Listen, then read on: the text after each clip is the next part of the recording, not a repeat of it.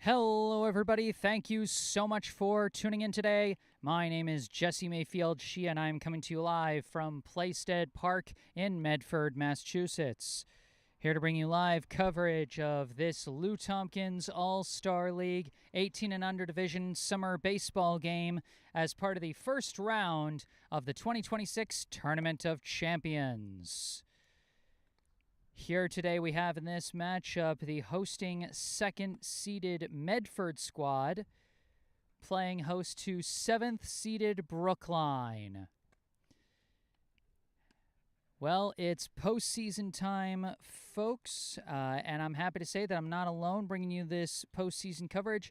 Joining me as my color commentator for today, Brookline High Rising Junior Sam Lowenstein. Sam, thank you for joining me here for some playoff action.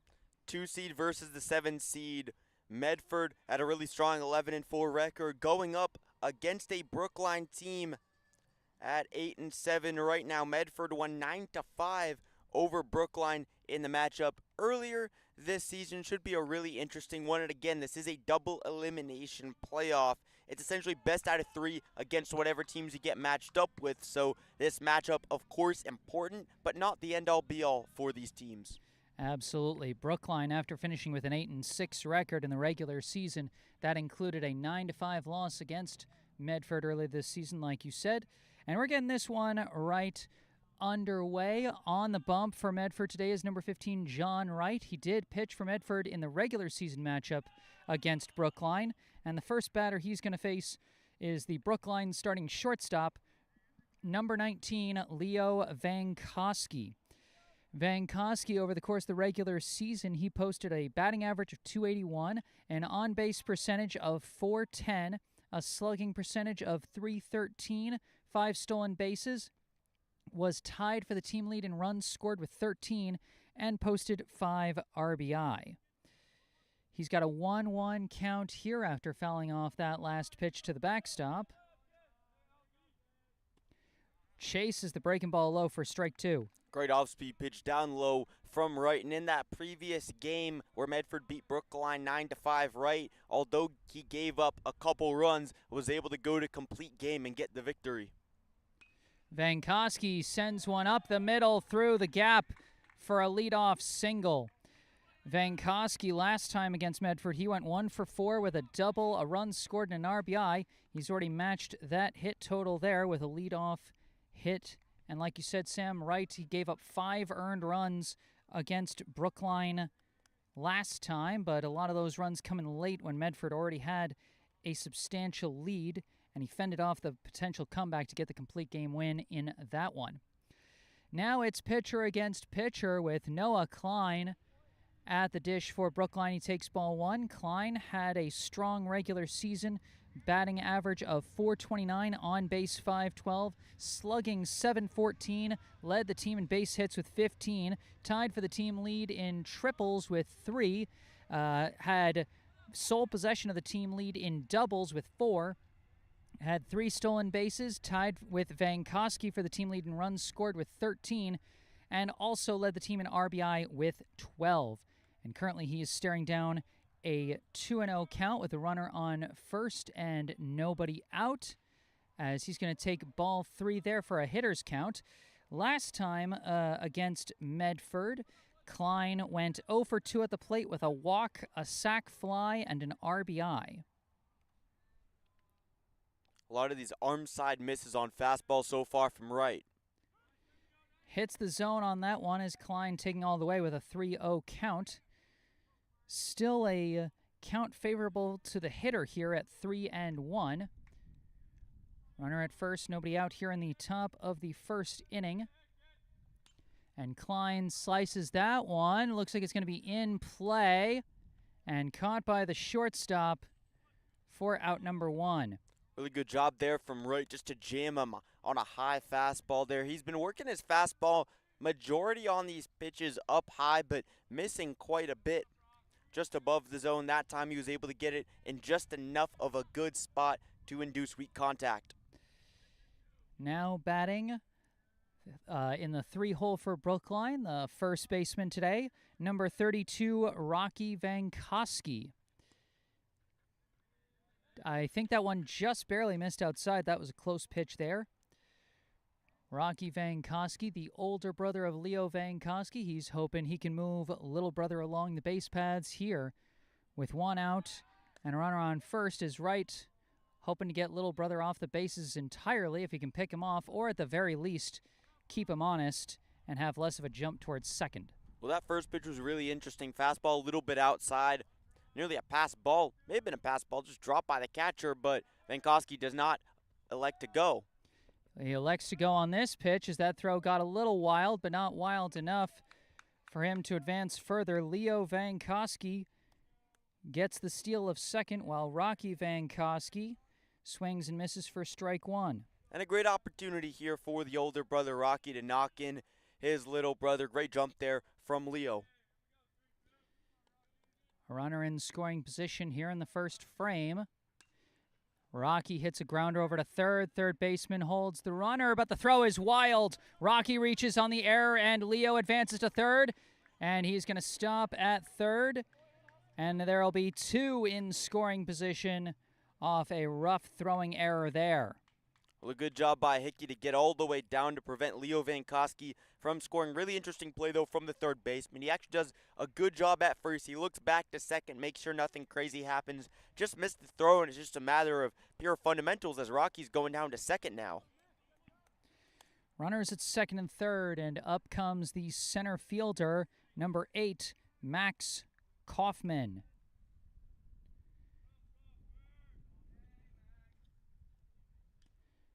Tips that one for strike one. Kaufman on the season so far. A batting average of .294, on base .400, slugging .471, 5 stolen bases, 6 runs scored, and 10 RBI. So definitely the kind of guy you might want up in a situation like this with 2 in scoring position. As he takes that one for ball 1 in the last game against Medford in the regular season. Kaufman 2 for 3 at the plate with a double, a walk, a steal, and 2 runs scored. He's hoping to have another productive day at the plate here in Medford once again. Takes high ball 2 there. Kaufman, such an all-around player, Jesse. We talk about his offense, but also his defense. We've brought up so many times on these broadcasts. He makes a lot of really difficult plays look routine. Awfully impressive stuff from him. Definitely been a multifaceted guy with the bat, the glove, and the wheels. In both cases, he's got a 3-1 hitters count here. A walk would not be the worst thing in the world for Medford, as it would load the bases and create a force at every base, but certainly they prefer to get the batter out and get out number 2. That is true, but with only 1 out, if Max Kaufman, a really fast guy, could get on base, if something breaks open for Brookline, could be really difficult for Wright. And on base he will get as Kaufman draws the low inside ball 4. And coming up to the plate with the bases juiced and 1 out will be the third baseman, number 2, Bryce Hellendrung. First pitch fooled in the off-speed, strike 1. Hellendrung, during the regular season, a batting average of .286, on base .348, slugging .429, 1 run scored, and 6 RBI. Had 3 big RBI in the last game of the regular season for Brookline to double up his total there, as he posted 2 doubles in that game. Both of them tied the game at different junctures, as Brookline went on to get a narrow 5-4 win over, I believe it was Bill Ricca. That was Bill Ricca in that 5-4 win. Bryce Hellendrung, the kind of guy that you want to have up with the bases, juice, a lot of power in that bat, just missing that off-speed pitch. And the thing is, he's swinging over a lot of these early pitches from right. Last time against Medford, Hellendrung went 1 for 2 at the plate with a double, a sac fly, and an RBI. That one inside, a good watch from Hellendrung as he takes ball 2. Hellendrung was also the losing pitcher on record for Brookline in that regular season game, so you know he's looking for some payback here in Medford. 2-2 the count, bases loaded, 1 out here in the top of the first.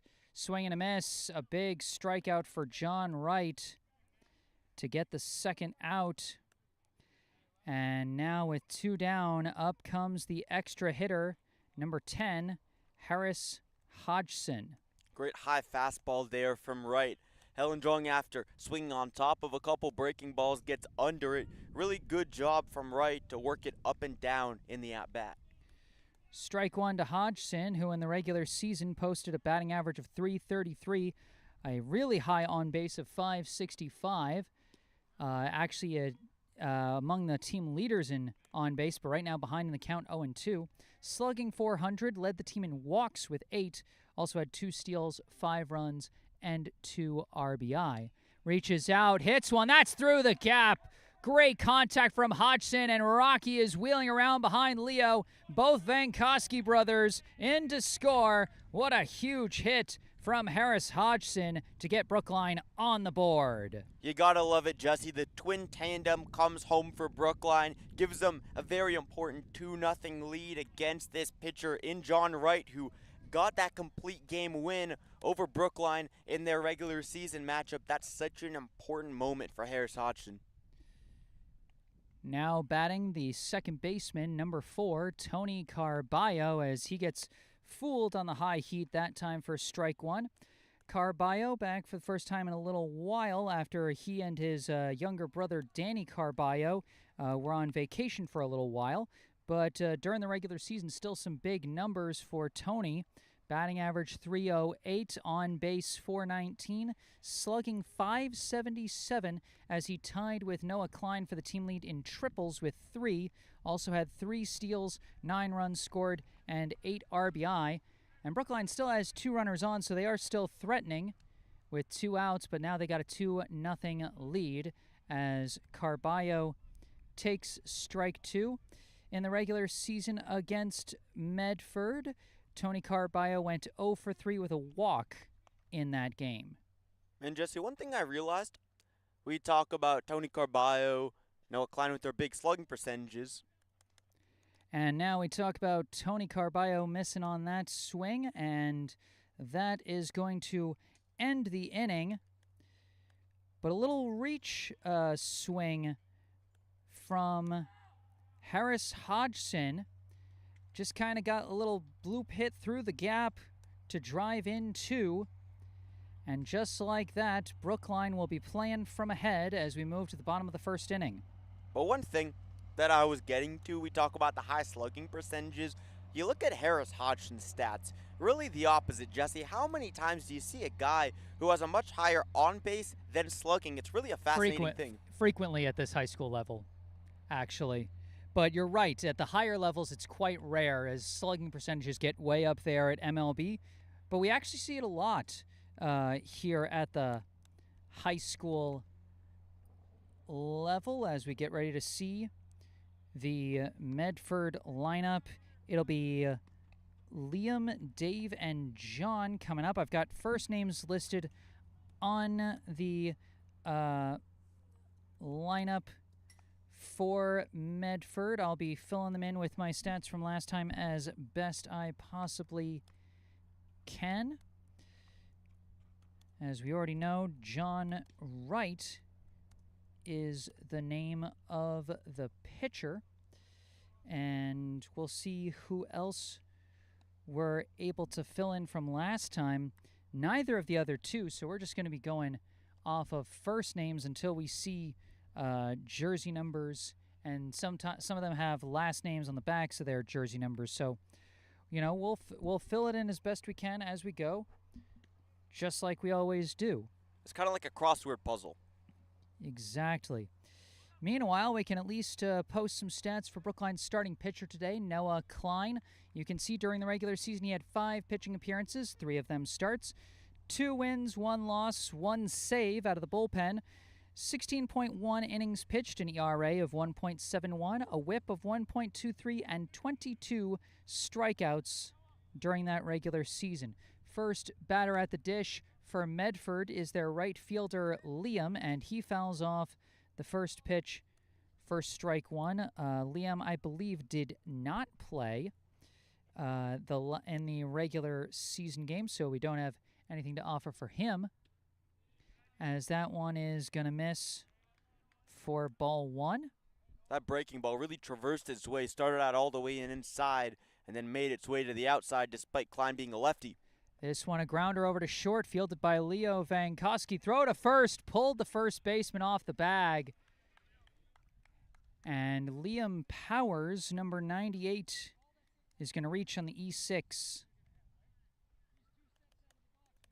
Leo's brother Rocky nearly able to make the play at first there, but was just taken off the bag, and as a result, Liam Powers able to get down to first on the E6.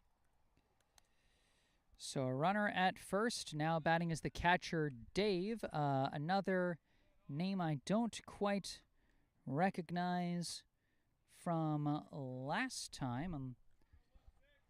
So we'll, again, fill things in as best we can. Klein keep an eye on Powers at first. Is the first pitch going to miss for ball one?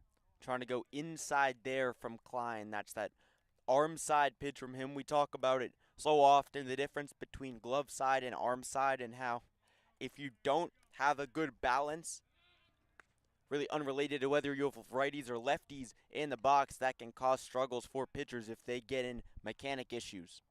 And one thing that is strongly related to whether you're a righty or a lefty is that pickoff throw at first. We saw a good throw there from Klein, but now Powers taking off on the inside ball, and he is going to slide in safe with the steal, and it's a 2-0 count to Dave.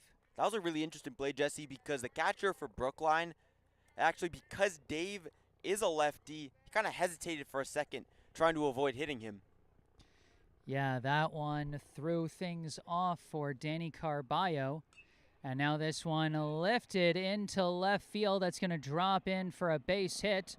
Powers not going that aggressively. He is going to hold at third there. Understandable hesitation there with the possibility of it being caught out and left.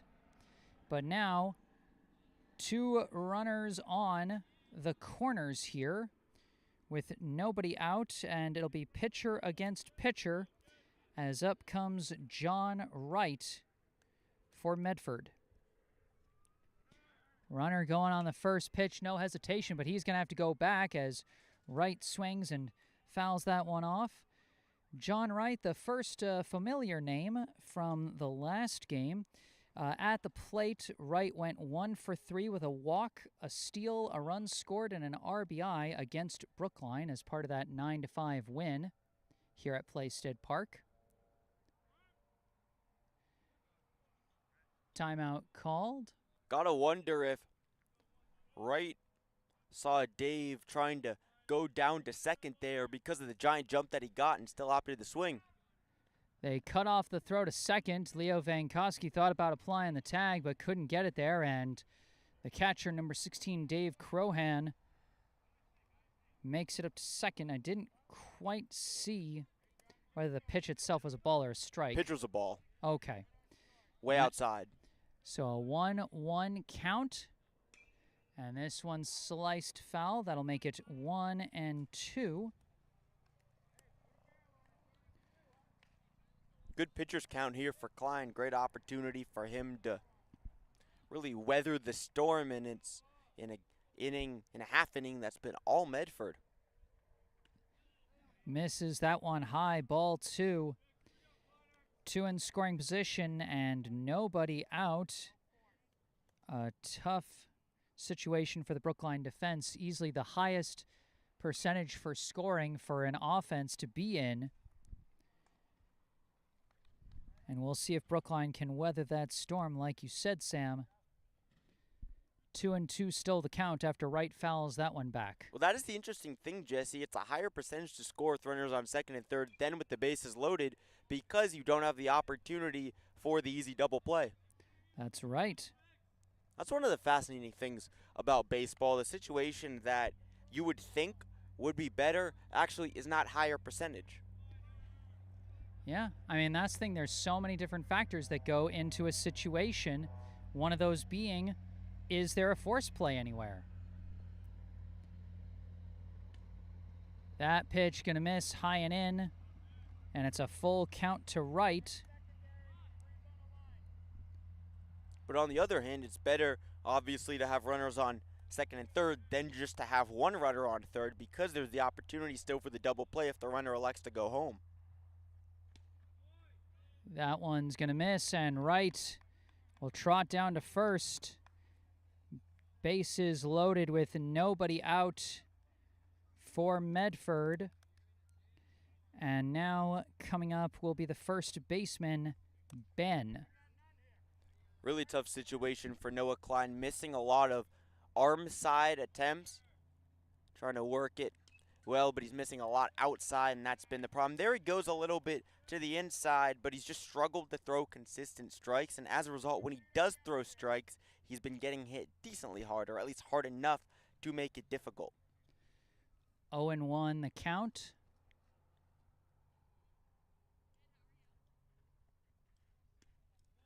That one going to miss. Arm side again, ball one.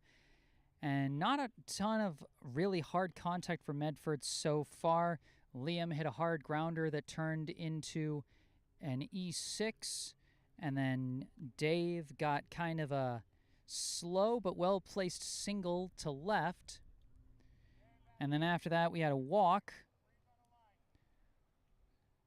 But a big opportunity for Medford if they get that hard contact, as that one's lined right at Carballo, going to first. Oh, it pulled Vankowski off the bag. They could not turn two. That was almost a huge turnaround for Brookline, but they do still get the first out. Man, that would have been absolutely ginormous, but still a solid job by Carballo, able to get it over. Nearly a real momentum swing there, as a giant break for Medford. Now batting the shortstop, number 4, Travis Moody. And slices that one foul for strike one. Moody was an electric hitter last time he faced Brookline. 3 for 4 at the plate with a double, 2 stolen bases, 2 runs scored, and 2 RBI. He was a big spark plug for the offense, and he's up now with the bases juiced and 1 out. He hits a bouncer right back to Klein. Throws to home for 1. Over to first. They turn 2. Oh, what a turnabout! Noah Klein in the Brookline infield gets out of the bases loaded jam to hold on to the lead in the first inning. My goodness, Jesse, you could not have played that better. I was about to say that catch on the line drive by Carballo, still giving Brookline momentum. Nonetheless, the missed throw doesn't even matter. Absolutely unbelievable play from Klein, and Brookline, the underdogs, obviously in this one, the 7 seed going up against the 2 seed. That's exactly what they needed fielding-wise in the difficult situation. The 1-2-3 double play ends the bottom of the first. And at the end of 1, Brookline leading 2-0. Due up in the top of the second will be Danny Carballo, Jonah Cohen, and Axel Hom. And that's awfully fun to say, Jesse. The 1-2-3 double play. It makes it sound just really commanding, like Brookline's dominating this game. 1-2-3, you go down to double play. Yeah, no, it is so funny to think about how rare that kind of double play is, where you're actually just counting upwards. It does make it kind of fun to say. You know? It's like a Sesame Street double play, you know? Can you count with Elmo? Count 1, 2, 3. The inning's over. Yay! We're going to pretend that never happened. Now I got a question for you. What's more fun to say, 1-2-3 double play or 3-2-1 double play? A 3-2-1 I'm trying to even imagine what happens there. So, you know what? Actually, I can imagine. I can imagine what happens. Team goes for a squeeze play at home.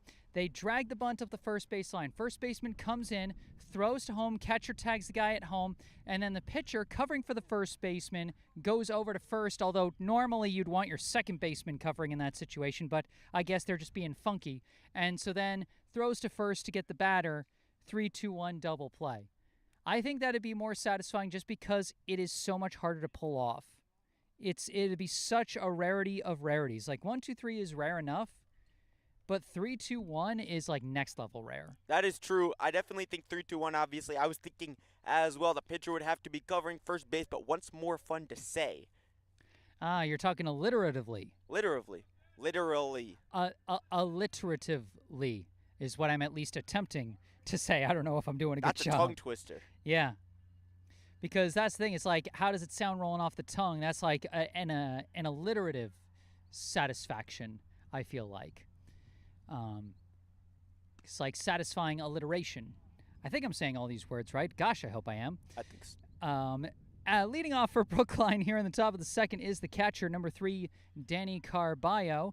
In the regular season, had a batting average of 200 as he hits a bouncer. Nice snag by Wright, and he's going to easily flip it over to first for the first out. Just a great job by Wright. Beautiful fielding job. Yet another ground ball that goes to the pitcher as Klein made that wonderful 1-2-3 double play that we had a great discussion about to end the bottom of the first inning, getting Brookline out of a bases-loaded jam with no outs, then got it to 1 out with a catch by Carballo on a line drive, and then just like that, he was able to get it out of it.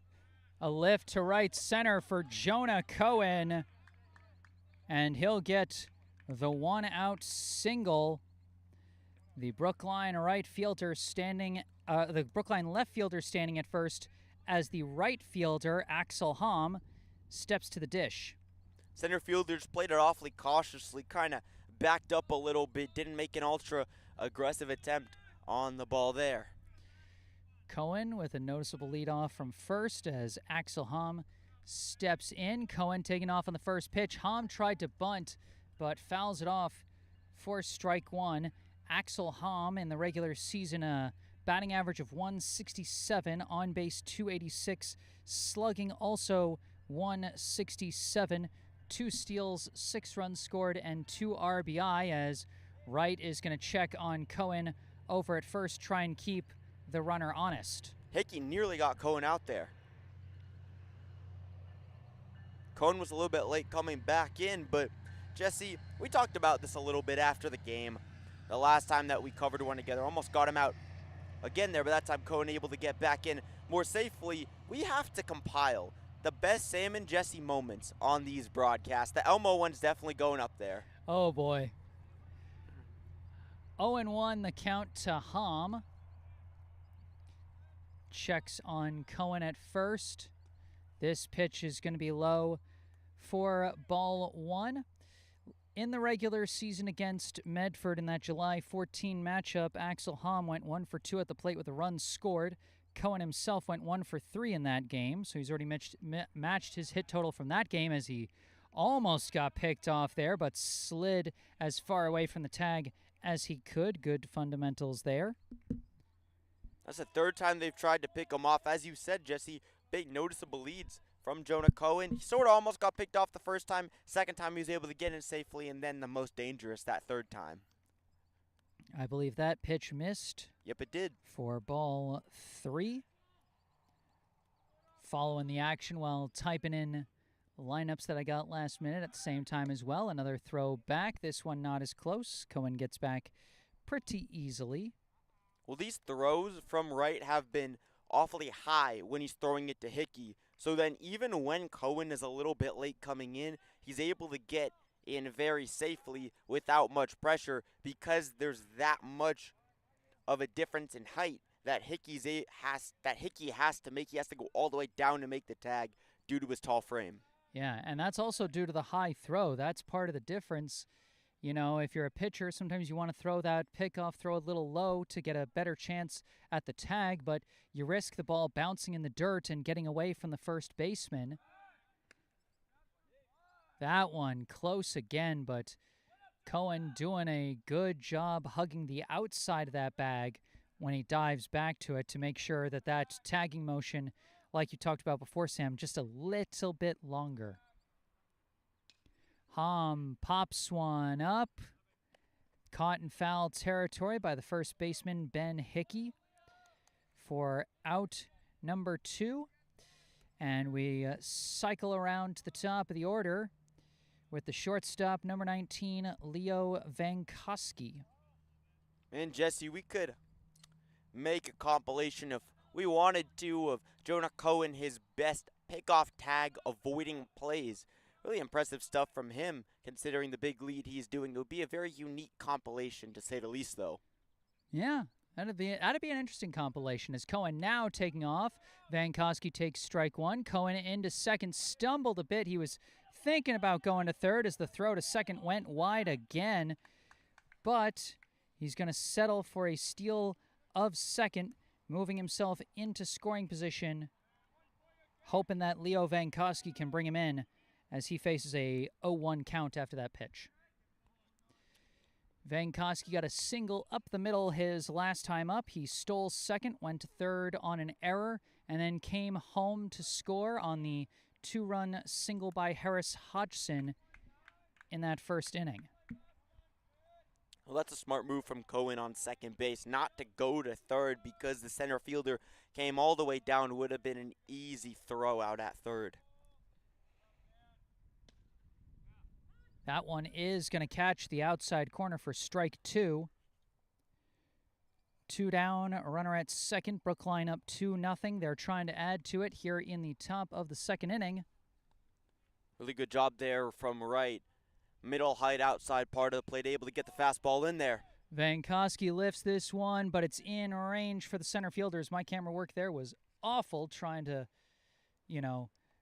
see if I can kind of eyeball where I'm turning my camera while trying to follow the ball through the fence. That one didn't work so good. My apologies. But it's a fly out to center, and that will end the top of the second. Brookline gets a slight threat there, but cannot score. We move to the bottom half with Brookline still leading 2-0. And for Medford, due up will be Tyler, Piccolo, and Caleb were the names that were put on the lineup there. Like I said, I'm going to try and check to see how many of those we might be able to fill in. One of them, I believe, Mike Piccolo is the left fielder. Some of these others a little bit more difficult to fill in. Sometimes you get different players in different games. Not much you can do about that. It makes the crossword even harder. It's hard mode. Yeah, exactly. Yeah, no Tyler in the lineup last game back in July. Also no Caleb, no Jaron, and no... what does this last one look like? Is that Stammy? Because that looks like an ST, right? That last one? It does. Stammy. Huh. Not Sammy, it's Stammy. Okay. That works. Again, anybody in the live chat, if you have any name corrections for either side, of course, especially Medford, as again, we are trying to fill in the roster, whether it's first names, last names, pronunciations, all is appreciated and much encouraged. What he said. As we go to the bottom of the second, and remember any of those kinds of messages or any messages at all you want to say, whether you're a Brookline or a Medford fan, we encourage you to say them either in the live chat here on YouTube, or you can send me an email if you're not comfortable using YouTube's live chat. You can see my email on the bottom right corner of your screen. First pitch at the bottom of the second is going to miss high for ball 1. Leading off for Medford is the extra hitter Tyler, as he takes strike 1 there from the Brookline pitcher Noah Klein. Klein got an impressive escape out of a bases-loaded no-out jam in the first, drawing a line out to second, and then a rare 1-2-3 double play on a comeback grounder. And he's hoping to keep maintaining his team's lead here in the second inning. Good job from Klein early in this count to work the fastball. Then he goes to the breaking ball. It is an interesting thing, Jesse, when you think about it. Which pitchers go to the fastball and then the breaking ball, and vice versa. Very different from a pitcher like Eli Gavert, who's much more of a finesse kind of guy. 2-2, the count to Tyler. And that one tipped, and don't underestimate the movement and precision of Klein's pitches. That's the thing. He's kind of got the mix of both. He can bring some heat, he can bring some good movement, but he's older and more experienced, so a younger pitcher like Gewurz, you could see him developing that part of his game even more as he gets more experience and continues to grow. Full count now to Tyler.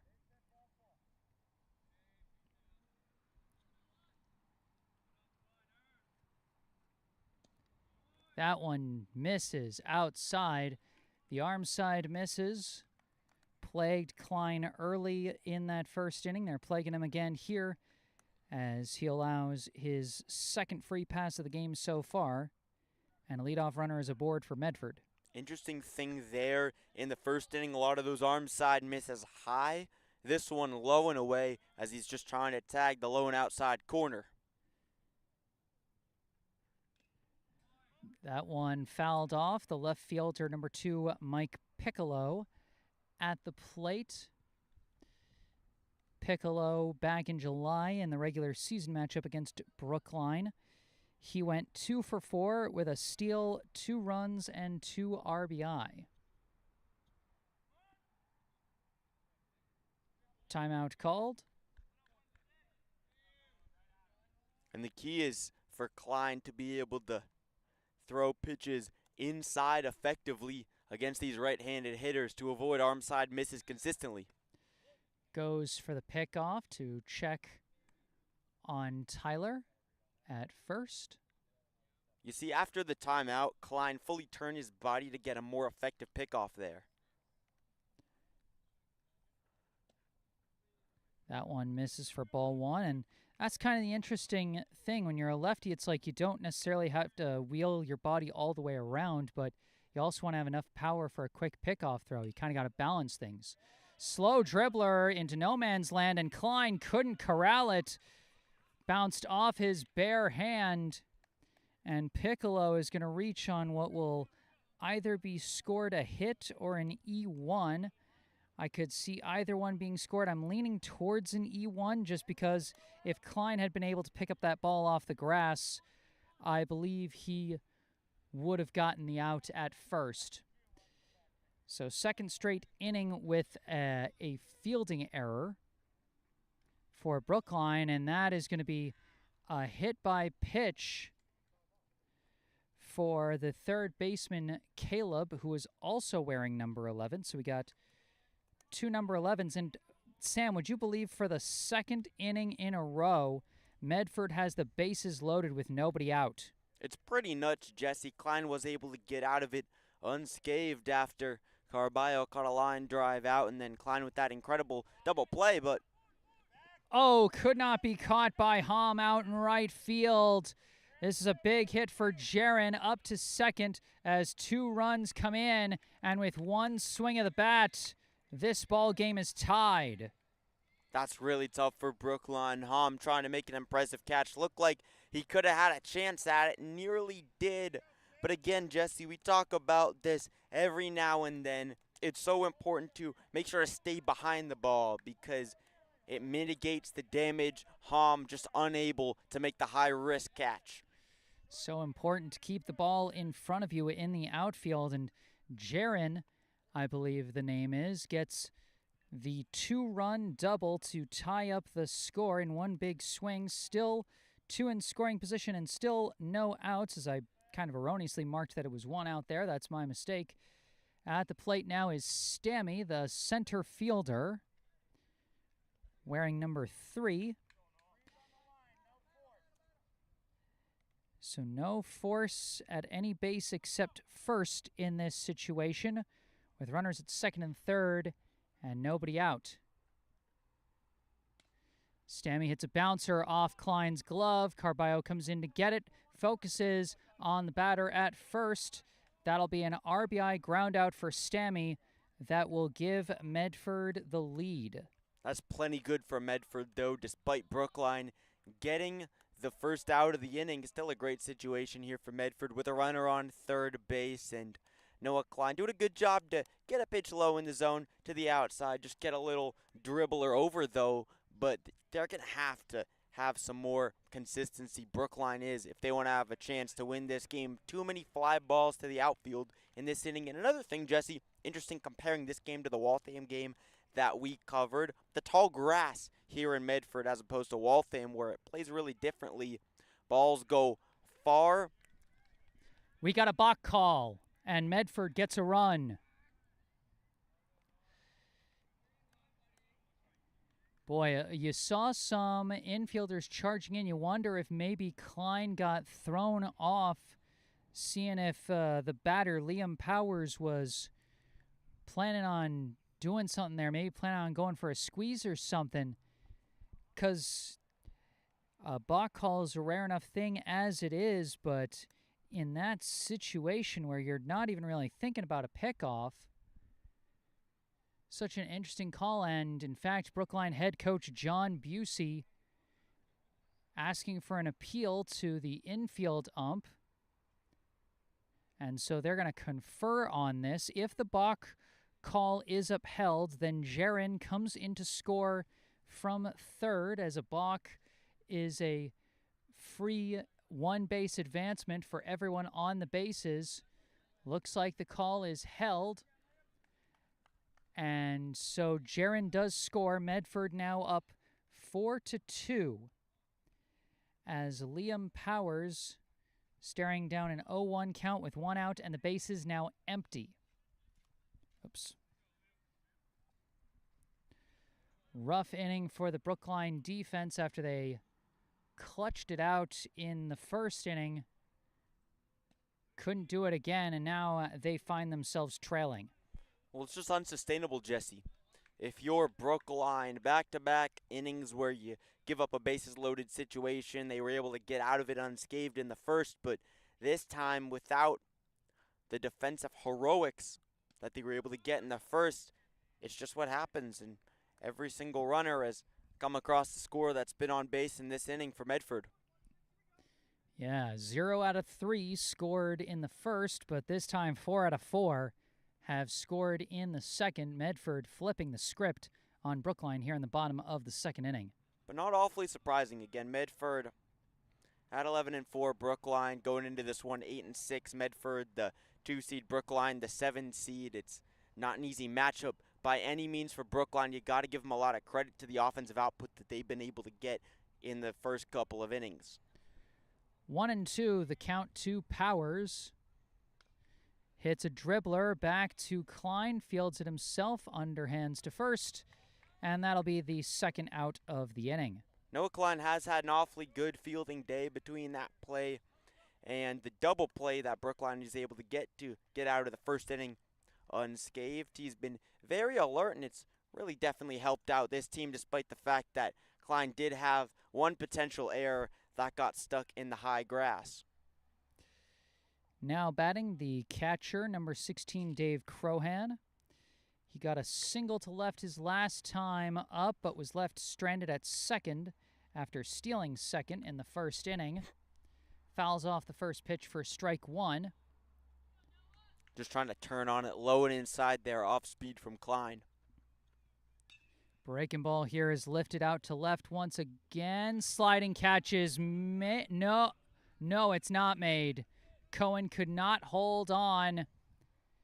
For the second time, a Brookline corner outfielder tries to make a SportsCenter top 10 play, and for the second time, it does not quite work out. Not as costly this time, though, as not as much velocity on that ball, and so just kind of squirts out of the glove and doesn't go very far. Definitely, you cannot blame Cohen for that attempt a couple games ago. Earlier on, I remember, Jesse, we called a game together. May have been actually during the high school season. Or actually, no, it was during here. It was during here in the summer season where Jonah Cohen made an impressive sliding catch out in left field. Yes. No, he's capable of making those plays. And, you know, that's definitely a situation, ball's moving slow enough that it's not as high of a risk to try for that play. And again, these guys have to make these split-second decisions. That pitch going to miss low. 1-1 the count to the pitcher, John Wright, who drew a walk his last time up. Crohan at first. He did steal second his last time on the base paths, so Klein keeping an eye on him. That pitch going to miss outside, ball 2.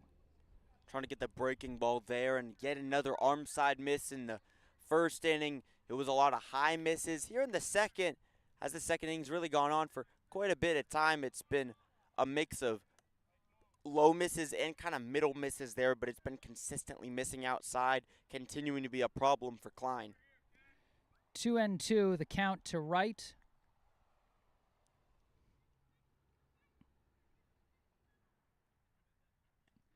And that's going to miss high for ball 3. And you think about it, one of the rare misses glove side that Klein had this inning was the hit by pitch of Caleb. So it's like the rare time he goes inside and backfires in just a big way. And it's going to be another free pass. John Wright draws his second walk of the day.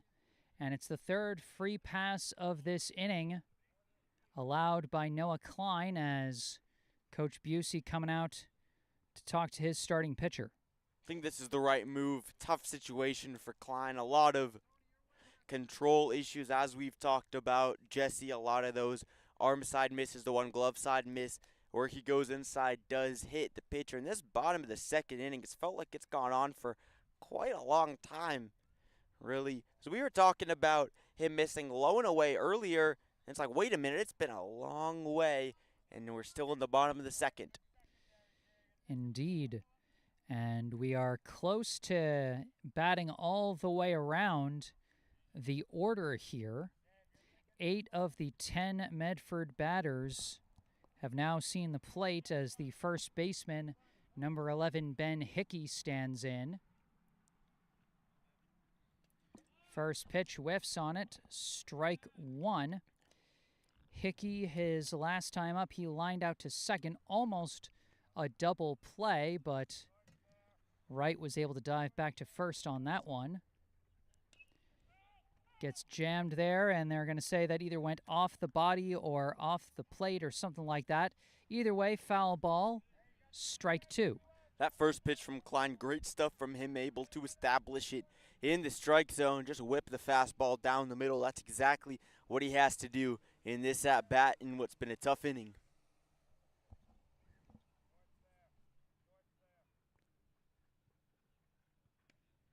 Breaking ball misses outside, ball 1. Trying to work that breaking ball again, kind of middle outside. That's been really the story. It's really interesting because it started out a lot of high misses, then low misses, and now it's just middle outside misses. Lines a shot up the middle. That's going to drop in for a hit. Racing around third and coming to the plate. It's going to be close. They got him at the plate. Great relay throw from Max Kaufman to Noah Klein to Danny Carballo.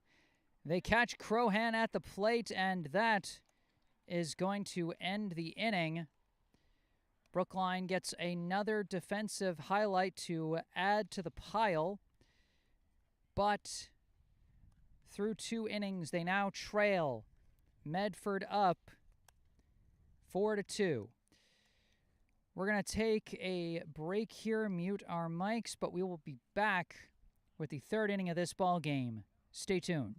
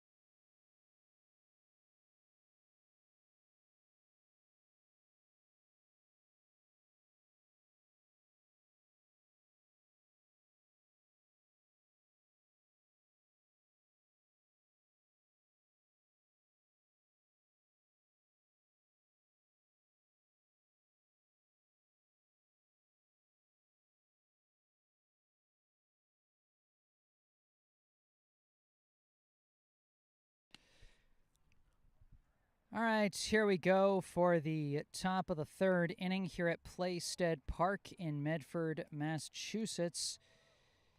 In this game, as part of the first round of the 2026 Lou Tompkins All-Star League 18 and Under Division Tournament of Champions. The all-important issue. Medford, the second seed coming into this tournament. They have now flipped the script on 7th-seeded Brookline, putting up 4 runs in the bottom of the second to take a 4-2 lead over the visitors. Due up for Brookline will be their 2, 3, 4 hitters. Klein, Rocky Vankowski, and Kaufman. John Wright back on the bump after rebounded nicely in the second inning. First pitch, Klein lifts it. Tracked by the shortstop Moody for out number 1. Really good job by Moody to track it there in the sun. Yet again, another Brookline hitter jammed. And that's again a time where Klein's jammed and has to just kind of pop it up. He's been struggling with those inside pitches from Wright, but Wright's been able to effectively use them, not just against Klein, but against a bunch of the other Brookline hitters. Well, that last pitch, I think, was on the outside of the plate. I think that came closer to the end of his bat. So maybe not necessarily jammed, but definitely fooled on it and swung underneath it and kind of sliced it. You know what I wonder? If there's a word for the equivalent to jammed, but if you pull it. It's not pulled. You mean like being jammed on the outside of the plate? Exactly. As opposed to being jammed. Yeah, because when you think jammed, you think, a pitch to the inside, you get kind of jammed on it. Not sure if there's a phrase for fooling someone into the outside. Usually I just say the guy sliced it. And it's interesting. Someone should come up with a word for that. We should come up with a word for that. We need to think. Well, okay, but let's not hurt ourselves. That's true. Rocky Vankowski facing a 2-1 count. Here with 1 out and the base is empty as he lifts this one out to left. Left fielder makes a nice catch. No, he didn't catch it. He did. He did catch it. Okay, I saw Vankowski keep going. I was like, huh? But he did catch it. So hard to see through the fence and the sun out here in Medford, but we're doing our best out here. Again, Jesse, it's the close fence. That's what makes it hard. Yeah, no, it is. You know what it is? It's that the upper bar of the fence is at eye level. That's what I'm talking about. You got to crouch down to try and see. It's so weird. It is awfully weird, and also about our definition. It may take some time. Again, we're not going to hurt ourselves too much thinking of it, but it's definitely going to be in the back of my mind. While that's in the back of your mind, Max Kaufman at the plate for Brookline, a meeting between catcher and pitcher after he fouls off the first pitch. Kaufman drew a walk his last time up. Loaded the bases. Maybe tapped. Does that work? Not really.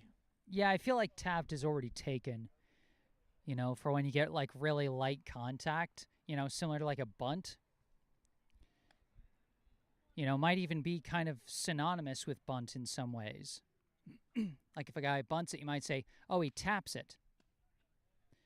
Strike 2 for Kaufman, 0-2 the count. Really good glove side pitch there from Wright. He's been able to work at arm side or glove side and have some success. This one, a fly out to right. Some solid contact, but just not the placement he needed. Well within range for the Medford outfielders. And we got our first inning where batters go down in order.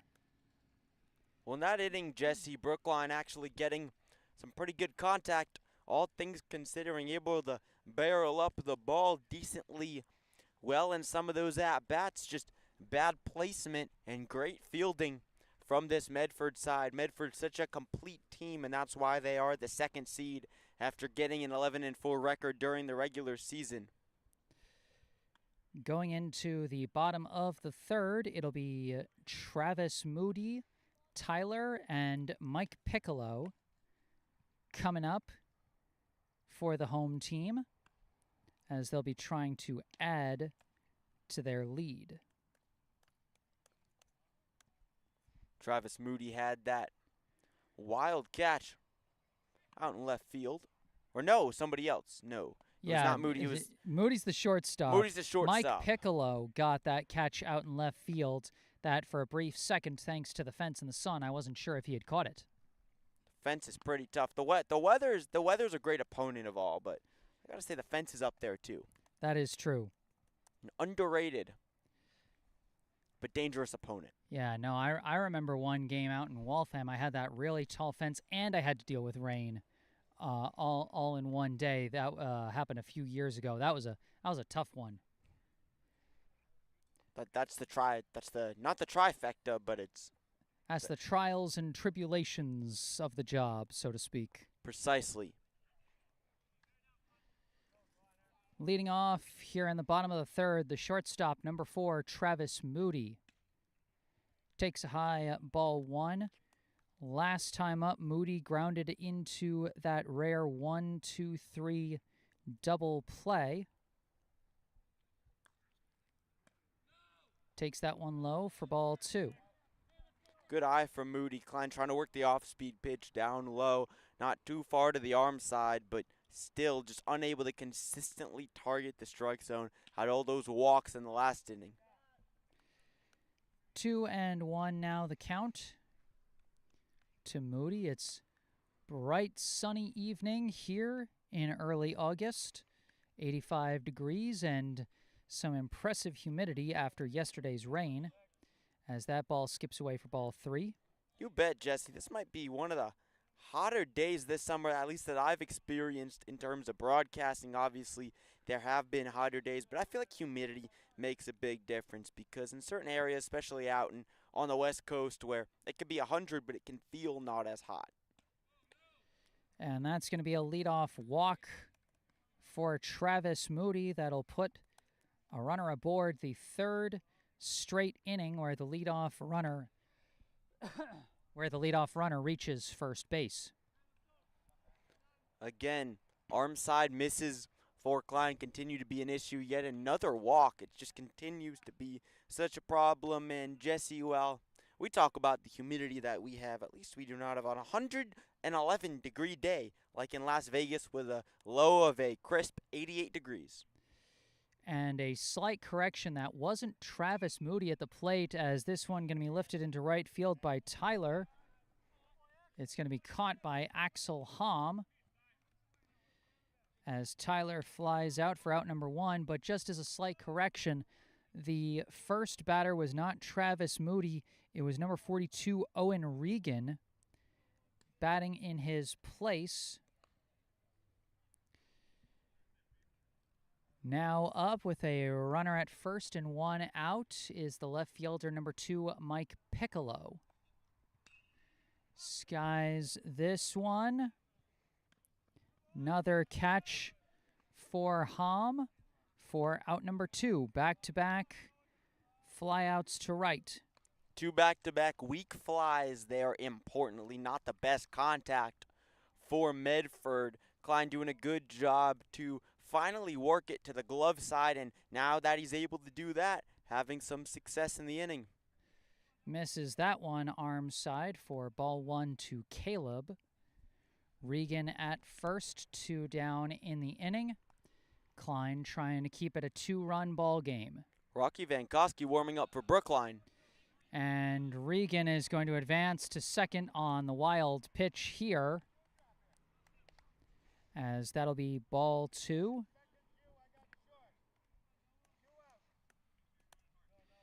Runner at second, 2 down. Caleb was hit by a pitch his last time up, later came in to score. Takes a high ball 3. He's got a favorable hitter's count here at 3-0. Problem for Noah Klein has been that he's given up a lot of hitters' counts to this Medford side, allowing for consistent at-bats where they work him around. And it's going to be a 4-pitch walk for Caleb as the control struggles continue. 4th walk of the game allowed by Klein. 5th total free pass, as Caleb was hit by a pitch his last time up, and this might be the end of the day for Noah Klein. Rocky Vankowski is walking over. He was warming up previously. And it looks like it will be Rocky Vankowski taking over, which suggests that Noah Klein will move over to first, as Harris Hodgson was briefly taking over for Rocky Vankowski at first base while he warmed up in the bullpen. But Hodgson, a guy that Brookline generally doesn't want in the field, as he is recovering from an injury, which is why he hasn't been available in any pitching capacity for Brookline this summer. So if he was going to play the field, it would basically have to be at first base, where you don't do as much throwing. But generally they just prefer to keep him in the extra hitter spot. And it seems like that's what they're going to do, is they'll move Klein over to first and have Rocky Vankowski warming up as the relief pitcher here in the bottom of the 3rd inning, with 2 on and 2 out here in the bottom of the 3rd. So that'll be a total of 2 2/3 innings pitched for Noah Klein. He is the pitcher on credit for the loss if Brookline cannot come back from this current 4-2 deficit and at least tie up the game. He allowed 4 runs to score, and I believe 3 of them earned. As the well, it depends on how they scored. What I scored is an E1 for Piccolo in the bottom of the 2nd. If that was scored a hit, then all 4 runs are earned. But if that does indeed go as an error, then 3 of the 4 runs are earned. This is what Game Changer's for. Pretty wonderful thing. Indeed.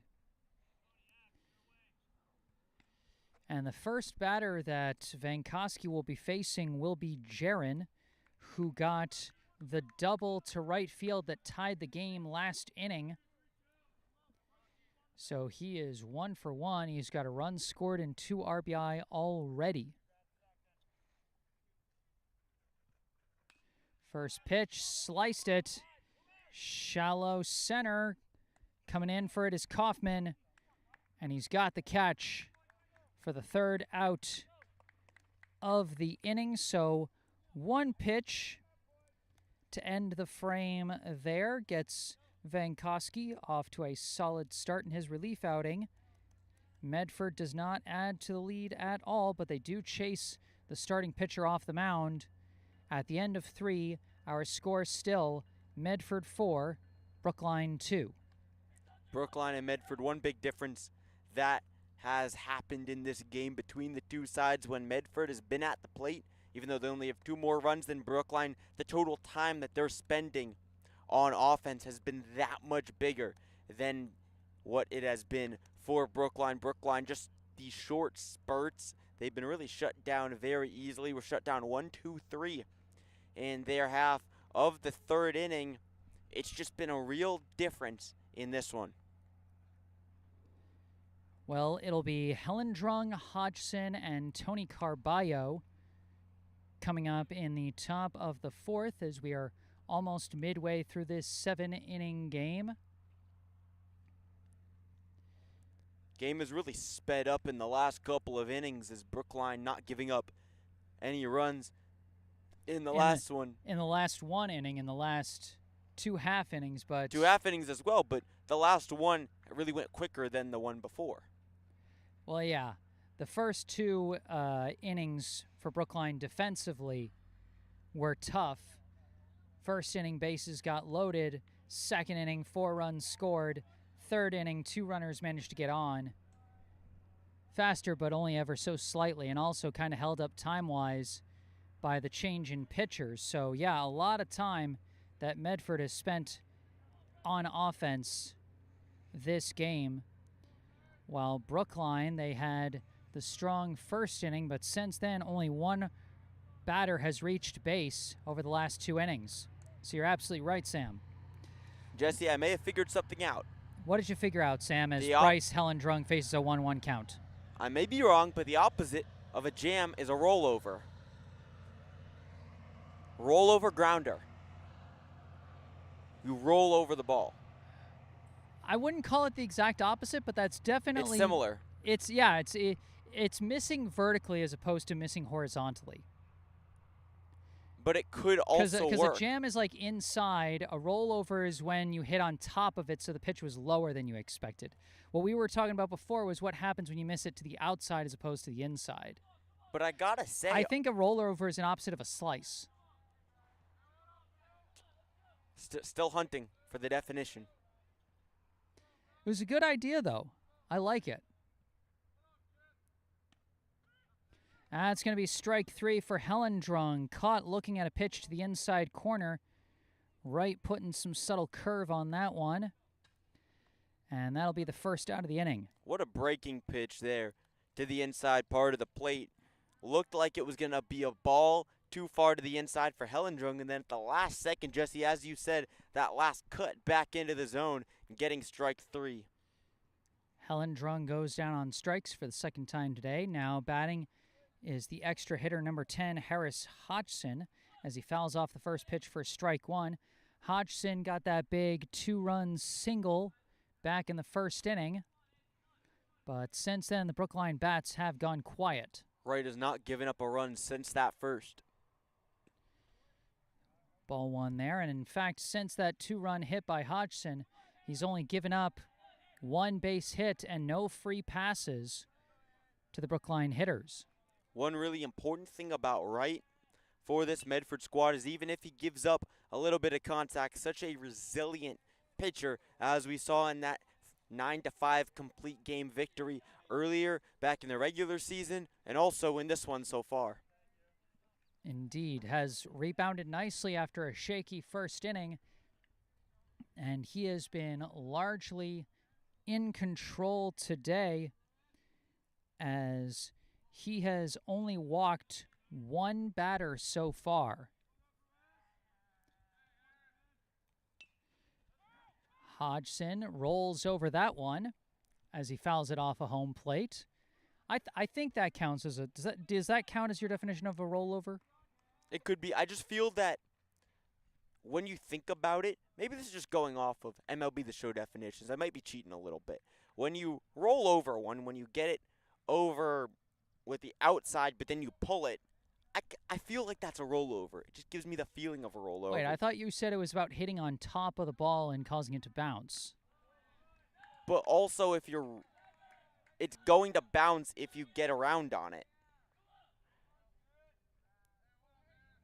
I got to look up the definition. You're probably right. I'm glad you're confident in me. I'm not. Full count to Hodgson here.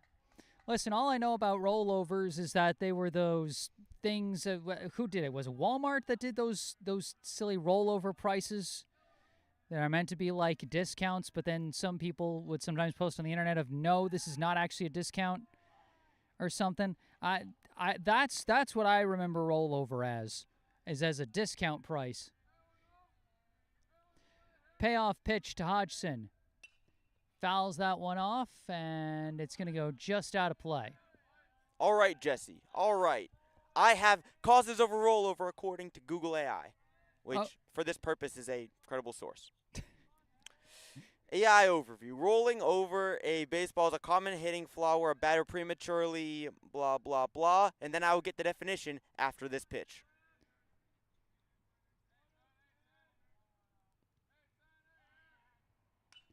Hodgson lifting this one out to left center into the sun. Well tracked out in center field, and that is going to be out number 2. That's a great catch there, but Jesse, look at this. Okay, this action causes the bat barrel to travel around the ball on top of the baseball rather than straight into it, resulting in a weak ground ball hit, usually to the pull side. Causes of rolling over, casting or long swings. Starting the swing with the hands too far from the body, forcing a round-the-ball path. So I didn't understand what you were saying when you said around the ball, because when we started this, it was talking about a pitch that you missed to the outside of the plate instead of a pitch to the inside of the plate. And the play that led to us having that discussion was hit to the opposite field. But if you get it around the ball, premature wrist action, snapping or turning the top. Well, commonly, but the defining feature, based on the definition you just gave, is that you hit on top of it. You roll over it by giving it topspin by hitting on top of it, which results in a grounder. But my definition is still a grounder. Yeah, that wasn't. We agreed on that. We agreed on. It was just, again, when we started the conversation of what definition we're looking for, we were looking for the opposite of jam, and jam is to the inside, as opposed to what might be on the outside. A rollover is the opposite of a slice, because slice you hit under the ball, rollover you hit on top of it. But here's the thing, jam, okay, I think here might be the misunderstanding. When I'm thinking of jam, I'm thinking of a jam grounder. Oh. I don't often think of a grounder when I think of a jam. When I think of a batter getting jammed, usually it results in like some kind of either a pop-up, possibly a weak grounder, but a lot of times also a pop-up. Yeah, that's why you're right. If it would be a pop-up, no, definitely it's not a rollover, but I'm talking about a jam grounder. That's where the miscommunication is. Yeah. Yeah, no, because to me a jam is not a matter of topspin versus side spin. To me, a jam is to the inside of the plate. Payoff pitch is going to catch the zone. Tony Carballo goes down looking. And another strong inning for John Wright as he puts the Brookline bats down in order for the second inning in a row. He has now retired 8 consecutive hitters in the Brookline lineup. As we move to the bottom of the fourth, Medford leading 4-2. Man, Jesse, these last couple of innings, he's putting up an Eli Gevirtz-like performance, as we saw in that game a little while ago. That unbelievable performance from Gevirtz, where he pitched a bunch of no-hit innings. Amazing stuff for him. Yeah, I think that was that same Bill Ricca game, wasn't it? The one where Hellendrung had his 2 RBI doubles? Yep, it was. Yeah. Due up for Medford in the bottom of the fourth will be Stammy, Liam Powers, and Dave Crohan. And Rocky Vankowski back on the bump after getting the last out of the bottom of the third. And now we have figured out what our disagreement was over, which was my definition of jam. Yeah. And it's also so funny because jam has multiple definitions in baseball. Because there is the, inducing weak contact kind of thing, whether the correct definition includes it being in the inside of the plate like I was thinking it was, or whether it means hitting under it the way you were talking about. Whether it's that or not, there is the definition of weak contact, but there's also the definition of having multiple guys on the bases and a tough situation for the pitcher. So there's 2 completely different definitions of the word jam in baseball, and that's interesting. That is interesting. Words are fun. Words are fun. It'll be the center fielder, number 3, Stammy, coming up to the plate. He and the other Medford outfielders, Liam Powers and Mike Piccolo, have been strong in containing the Brookline fly balls today. As Vankowski sets up for the first pitch of the inning. That first one misses to the outside. Ball 1.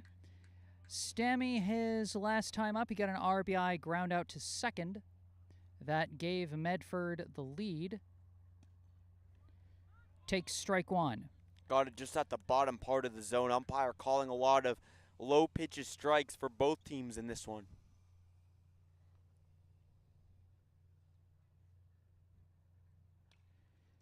Got some weak contact there. Sliced it foul along the third base side. See, that's a jam. I agree. That one looked like a jam to me. That's what I was thinking of when I was thinking of the word jam. It's also just interesting how, to you, you think of a pop-up. To me, I think of a ground ball. That's another jam. Yeah. Because, I mean, do you call that a ground ball when it hit the fence before it hit the ground? Not that one. That one was different. That was a regular jam, if that's even a thing. That one going to miss up top for ball 2. Because when I think of the phrase jam in this sense, I think of the phrase, oh, the pitcher jammed him inside with that pitch. So that's usually what I think of, and it induces weak contact one way or another. High miss there, and we got a full count to Stammy. That is true. I think of the Mariano Rivera cutter type of jam. Yeah, which induced a lot of pop-ups, as well as a lot of weak grounders. That's a good point.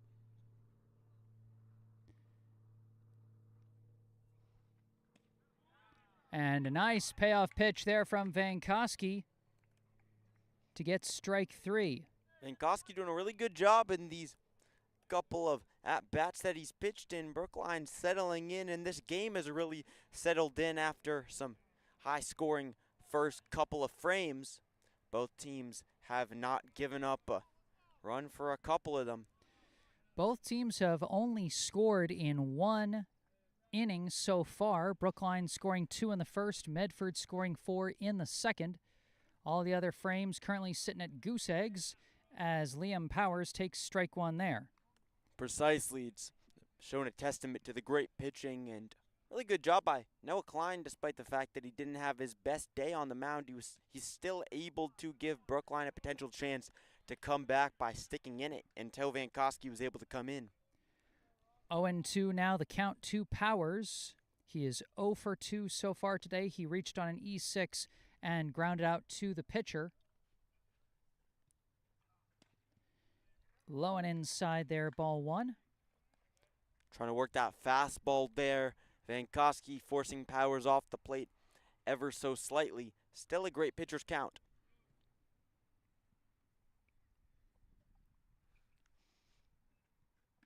That one going to miss high. Might have come out of his hand a little early there. Interesting breaking ball there.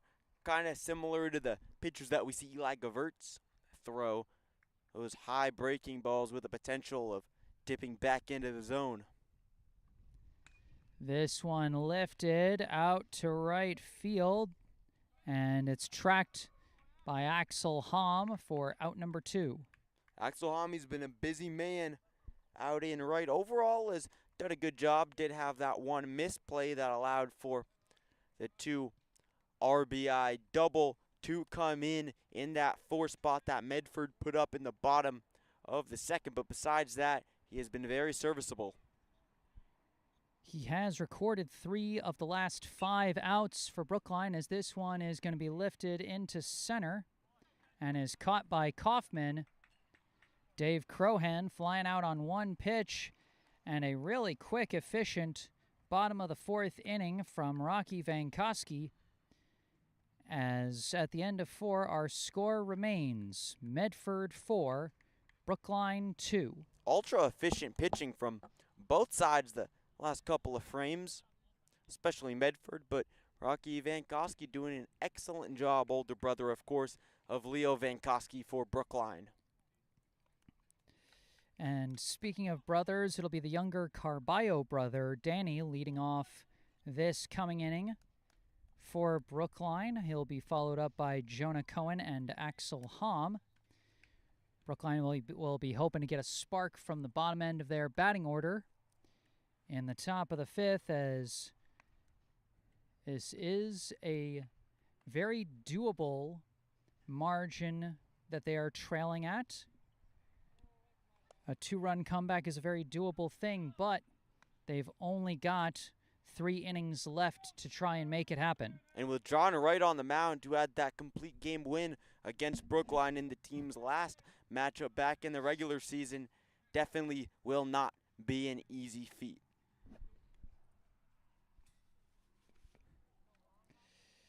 Brookline was able to tag Wright for 5 runs over the course of that game, but that game had a very different fabric to it, with Brookline falling behind by a significant amount in the early part of the game, as they fell behind, I believe, 4-0 in the first inning. So they were trailing by a hefty margin for much of that game.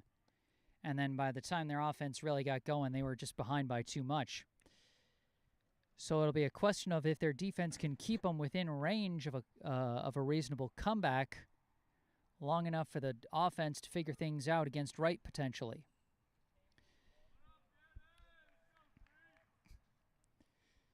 Stepping into the plate, the catcher, number 3, Danny Carballo. Last time up, he grounded out to the pitcher.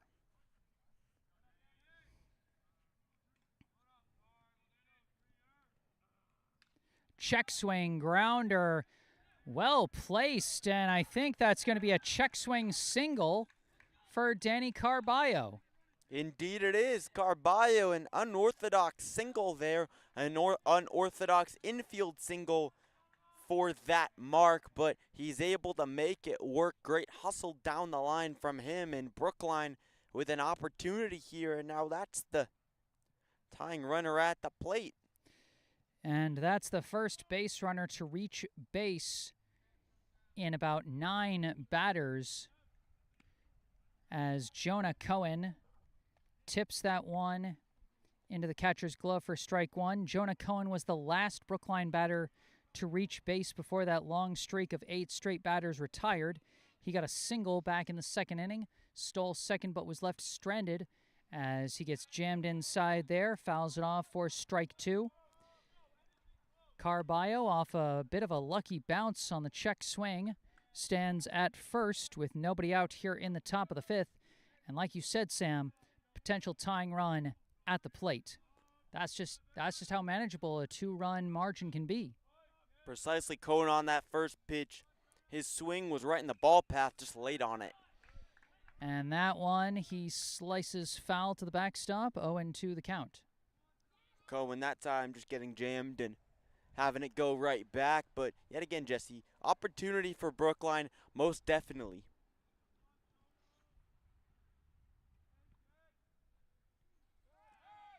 And a throw back to first base. Want to keep the lead runner honest. In a relatively lower scoring game like this, pitchers want to contain the potential of a steal, as small ball can really reign supreme at this high school level. You gotta love small ball, especially at these lower levels, Jesse. That's what's so special about it. Not everybody's hitting home runs. Now, Brookline does have a lot of home run power. That's going to be strike 3. Danny Carballo takes second. Another wild throw from the catcher, but it does not matter. Carballo takes second. Cohen down on strikes. 1 out and a runner in scoring position, as up comes Axel Hom. This Brookline team definitely does have a lot of power in the bat, a lot of high slugging percentage guys, specifically triples, but some home runs in there. Guy like Jimmy DePaulo, who right now is in the Dominican Republic. Yeah, so I was about to say, one guy on the team has hit home runs, and he ain't here. Well, not a lot of home run power necessarily. Well, Jesse, I know this is a slightly different team, but if we're talking about the Brookline high school baseball team, there is some overlap. This might be a stretch. Well, yes, but all the guys who hit home runs for Brookline High School this past spring are also not here. Besides Jimmy DePaulo, but he's in the Dominican But he's Republic. not here. He's not here. Axel Hom lifts this one into center field, and it is caught for out number 2. Stammy tracking that one in the sun. My apologies for the sun kind of bearing down on us from this perspective up the first base side. The sun reigns supreme yet again. It does. 2 outs, runner at second, now batting the shortstop, number 19, Leo Vankoski. Danny Carballo at second as Vankoski takes a high ball 1. Vankoski 1 for 2 at the plate so far. He has singled and flown out to center. He's also stolen a base and scored a run today.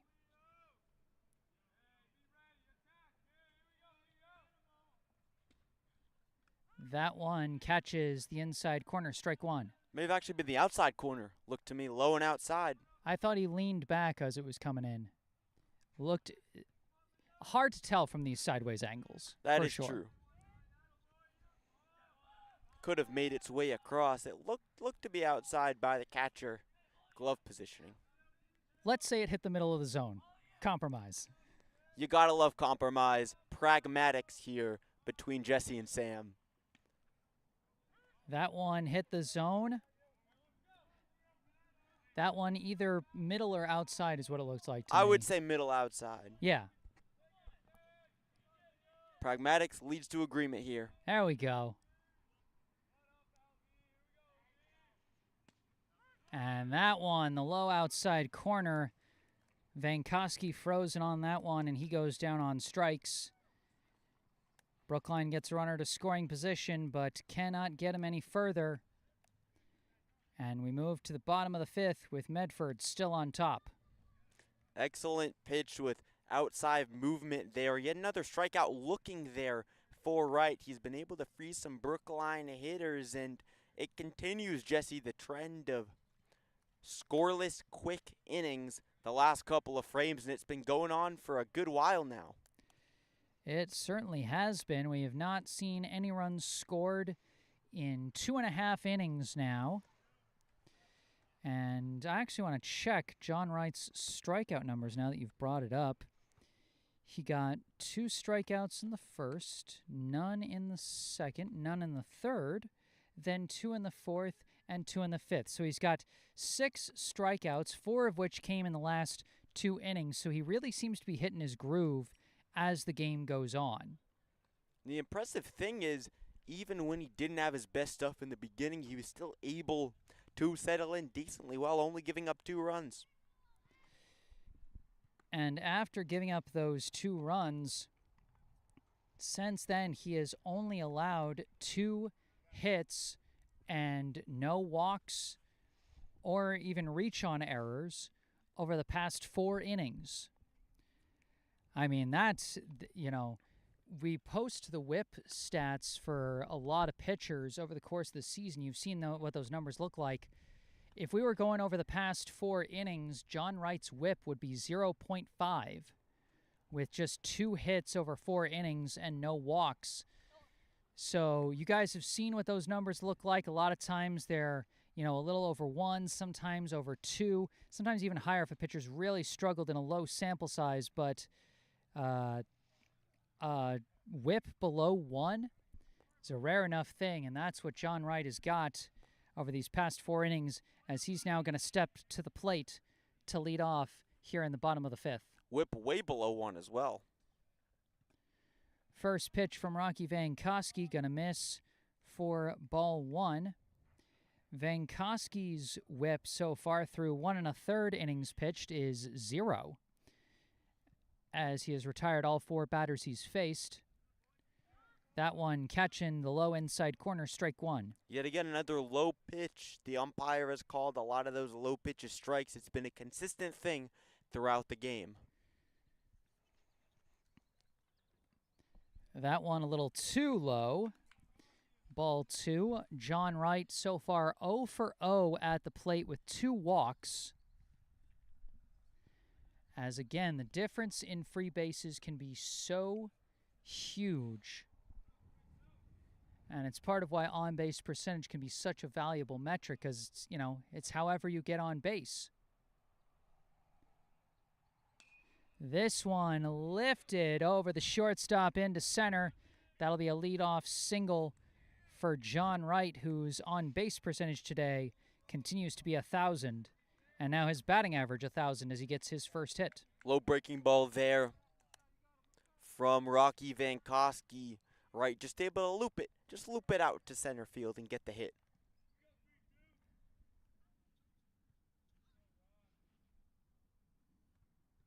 A hard looping hit, but nonetheless. That one pops out of the catcher's glove, and Wright is going to take advantage of what I would score as a passed ball on that high ball 1 pitch to Ben Hickey. Gotta definitely agree. Now a dangerous position for Medford to get the first run and over. And now 2.5 frames it's been scoreless. This one sliced foul for strike one.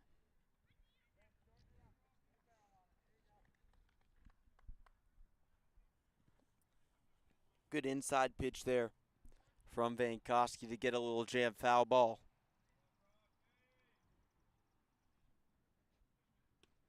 Swing and a miss there, strike two. Vankowski really pulling his pitch a little bit to the middle, a little bit high inside the plate of the zone. Just an excellent pitch to get the 1-2 count.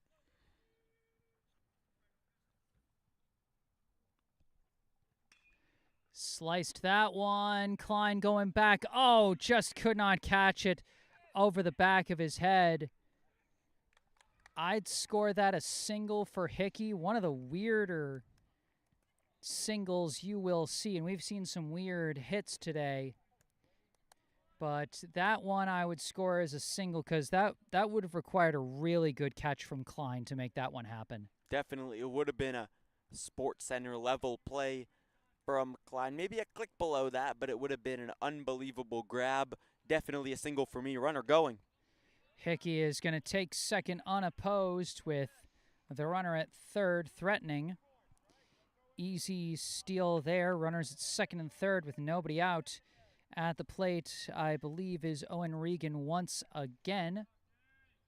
As he took Travis Moody's spot in the order. Chased that ball low for strike two.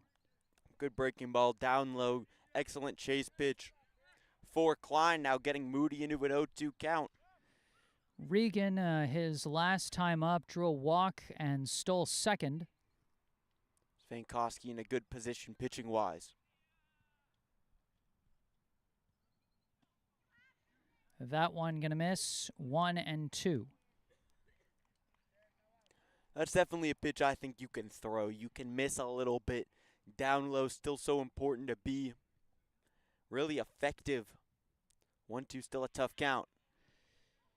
And now the count 2-2 as that one misses high and in. All four infielders for Brookline in on the infield grass because any ground balls fielded are coming home to try and catch the lead runner, John Wright. But that breaking ball finds the zone, and that'll be strike three. Yet another breaking ball from the inside to the bottom of the zone. Vankowski gets another low call, another one called by this umpire. A lot of looking strikeouts that we've seen in the last couple of frames and really throughout this game, Jesse, for both sides. Now batting is the extra hitter, number 7, Tyler.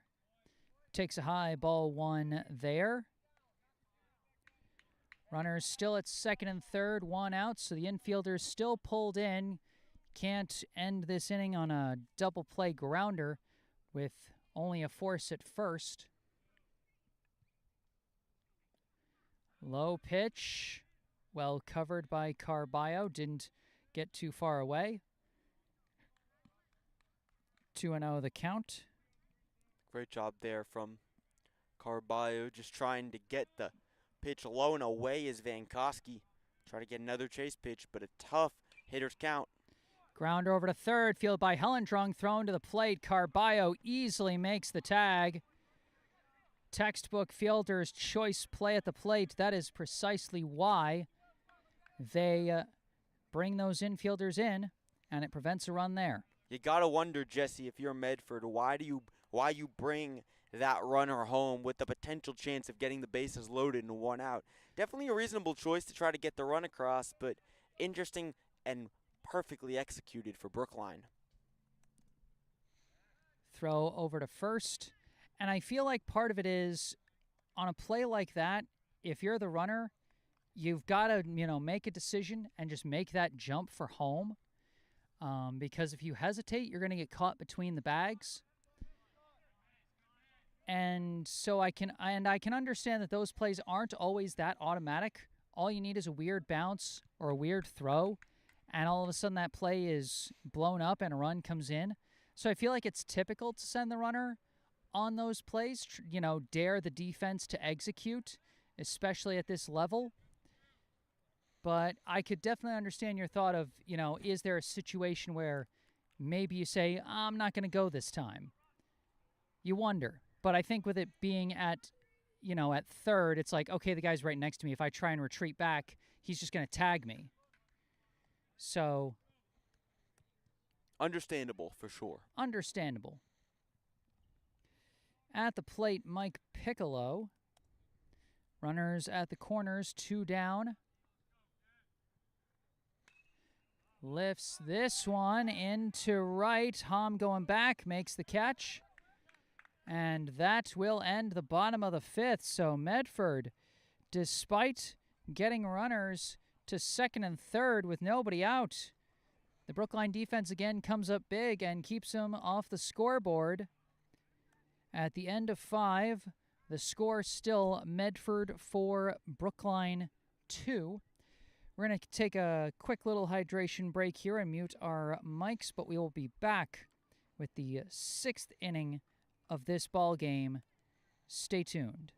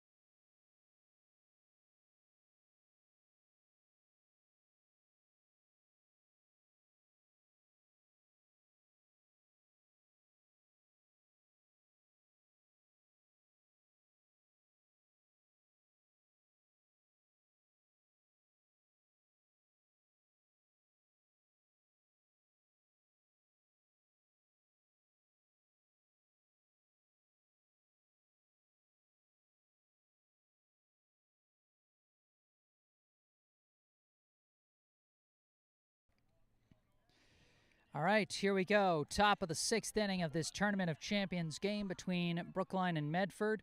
Medford leading 4-2. Noah Klein, the first batter for Brookline here in the top of the 6th as he takes ball 1. John Wright staying on the mound for his 6th inning of work after giving up 2 runs in the first inning. He has really clamped down as that one misses inside for ball 2. Klein so far today 0 for 2 at the plate with 2 pop-outs to the shortstop.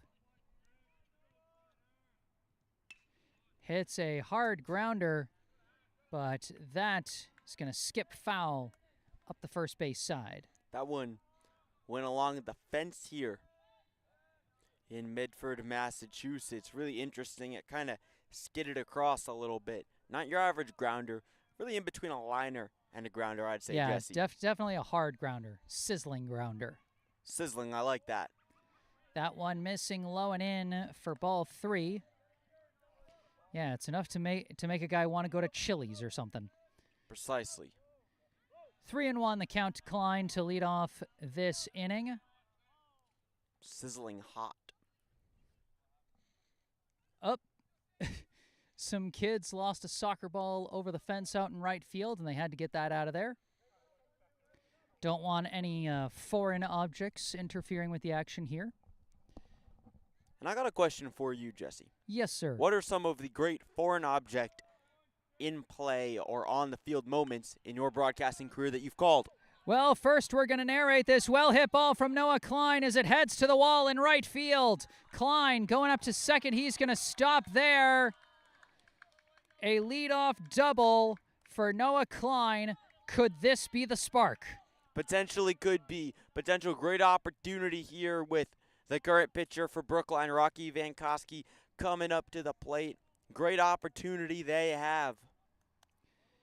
A huge opportunity.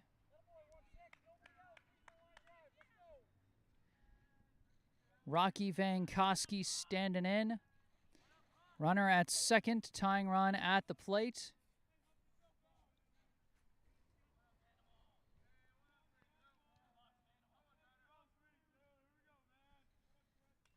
That one fouled to the backstop for strike one. Rocky Vankowski so far today 0 for 2, reached on an E5 and flew out to left, and he has scored a run.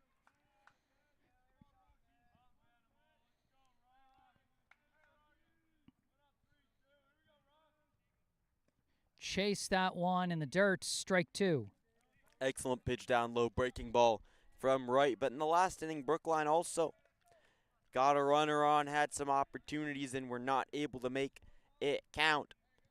It'll be a key to see if they can drive in, at the very least, the runner on second in this one. Vankowski skies this one, and Wright's got it himself for out number one. That one just went straight up and came straight down. 12-6, you could say, just purely vertical. Yeah. Yeah, I like that. One out. Runner still at second now, standing in. The center fielder, number 8, Max Kaufman. First pitch misses high, ball one. Kaufman 0 for 1 so far today with a walk and a fly out to right.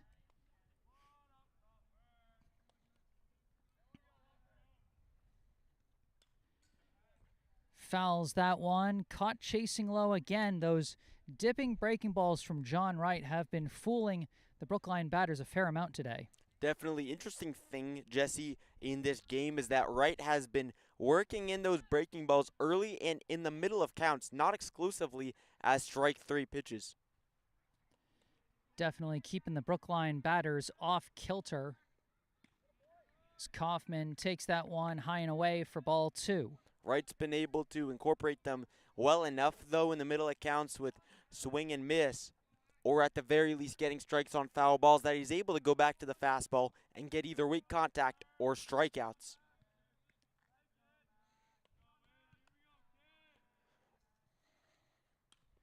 Kaufman slices that one out of play, strike two. Brookline does have some action in the bullpen. Leo Vankowski warming up to potentially take over for his older brother Rocky, who's been effective in his short time of work out of the bullpen. Both teams have still only scored in one inning each. Brookline with 2 runs in the first, Medford with 4 runs in the second, and it's been a defensive duel ever since. Kaufman hits a grounder over to second, fielded clean, thrown to first. That'll be the second out. Noah Klein does move to third.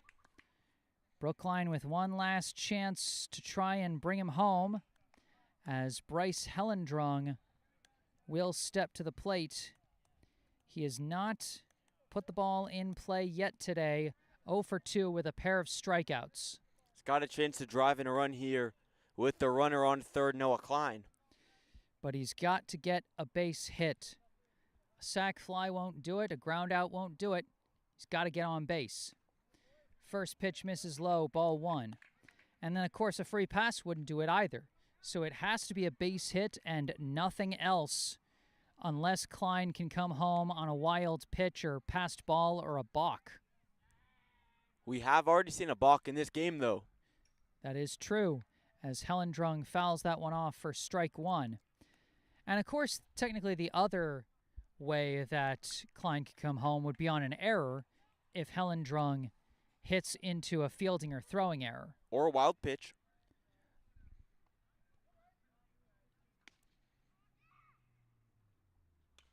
Hits a chopper to third. Fielded. Long throw across the infield. They beat him by a step.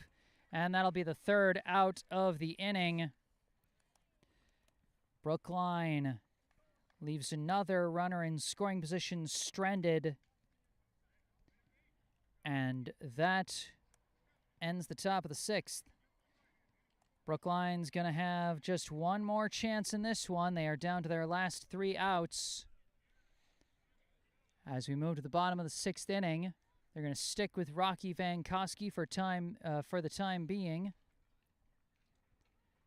I gotta say that's the right move, Jesse. To keep Rocky Vankowski on at this point in the game. Brookline with a chance to win it, of course, only down by 2. You gotta keep in your guy who has done so well already in this game. Vankowski, of course, has not given up a run in all of the innings that he's pitched. Yeah, and I would say even if you're worried about him, about the wheels coming off at any particular point, to me, it's better to save the other arms you have because you could be playing 1 or 2 more games during the week, and then if things go right, then you have 1 or 2 more games over the weekend as well if you manage to make the semifinals. So at this stage, you still got to be thinking about saving arms even if you are trailing. That is true. Not a one-and-done tournament here. It's double elimination here in the Tournament of Champions. Only becomes single elimination once we get to the semifinals over the weekend. And again, that double elimination means essentially best out of 3, but against different opponents. Going into the bottom of the 6th, it'll be Caleb, Jaron, and Stammy, the 8, 9, 10 hitters, due up for Medford. In some of these games, we have seen offensive explosions late, even after relatively low scoring starts to the game. It'll be interesting to see if that trend continues or not in this one. That is true. Caleb, the first batter to step in, fouls that one off for strike 1. It's really been a quick game, Jesse.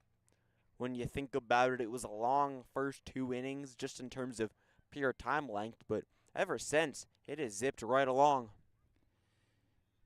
Caleb so far today 0 for 0 with a hit by pitch and a walk. Was one of the 4 runners that scored for Medford in the 2nd inning. And yeah, ever since those first 2 innings, the defenses have locked in. Both teams have threatened offensively at different points, but no one's been able to find home plate. Strike 2 there. Caleb now behind in the count 1-2. Well, Medford especially getting runners on 2nd and 3rd, but Brookline for the 2nd time able to get out of that situation, that type of situation. High ball 2 there.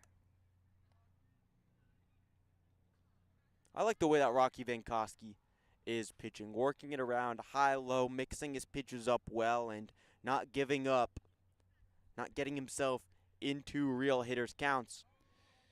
Well, now he's gotten himself into a full count here after another miss. Payoff pitch upcoming against Caleb. He's gotten 2 free passes already today.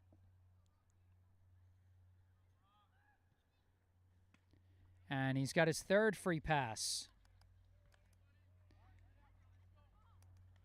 Leadoff walk for Caleb.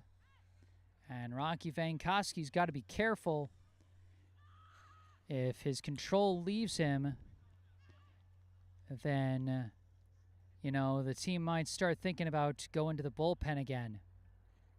Caleb's 2nd walk of the game. He's also reached on a hit by pitch, and he's coming out for a courtesy runner. Indeed.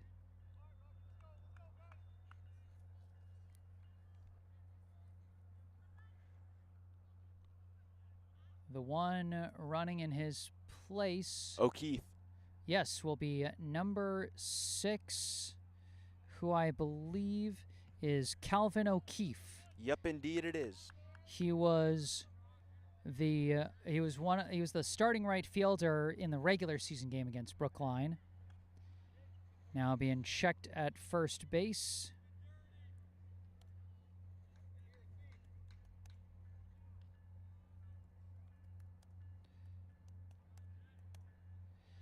Number 24, Jaron at the plate. Breaking ball there, finds the zone, strike 1. Really good breaking ball, sweeping its way, starting inside and finding its way in the middle outside zone for strike 1.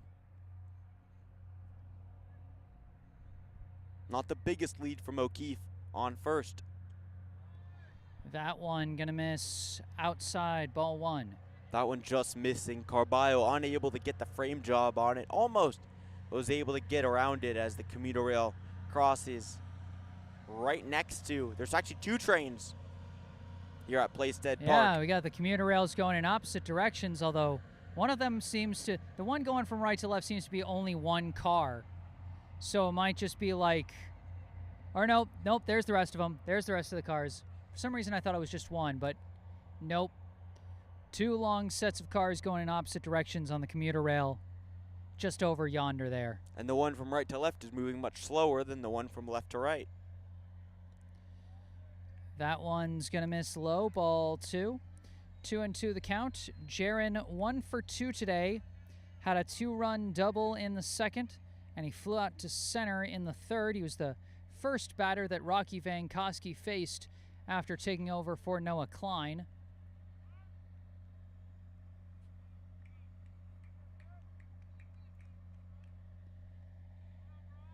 And now the train is stopped. Gotta wonder if there's a... Must be a stop here. It must be a train stop here. But now it's moving. That one gonna miss low, ball 3. And you also wonder if it's one of those things where it's like the railroad crosses by where cars also go, so they might have like been like, okay, it's the car's turn, so the train's got to stop, or something like that. Slow grounder, but it gets through the gap into right field. Clean single for Jaron, his second base hit of the day. Excellent job by Jaron just to send it out there. Jaron Sanchez, yes. Crossword puzzle, one more has been completed off. Now batting is Stammy.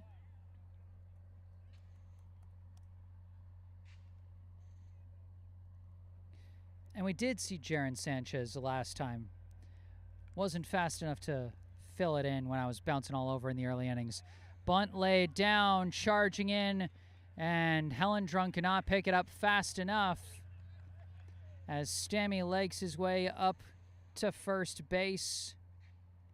That one either a single or a sac bunt and a reach-on error. Stammy might be short for his last name, just looking at back of his jersey. I believe it is. As it looks like it says Stam something, but I don't know. Stamakis or something, potentially. Either way, bases juiced here with nobody out. And the top of the order coming up now, Liam Powers at the plate. Slices it foul for strike one. Low breaking ball there from Rocky Vankowski as he's struggled with control a little bit more in this inning, and as Brookline's fielding has not been fully superb. It's allowed for the bases loaded situation, but Vankowski was able recently to get out of a tough situation with runners on second and third, so anything's possible here for Brookline. Anything is possible. 1-2 the count to Powers. 0 for 3 at the plate so far today. Reached on an E6 in the first inning, but since then has not reached. He's had a couple flyouts. That one skipping in the dirt. Ball 2. That one nearly got away. Great job there by Danny Carballo to spin around on it. Athletic play from the catcher.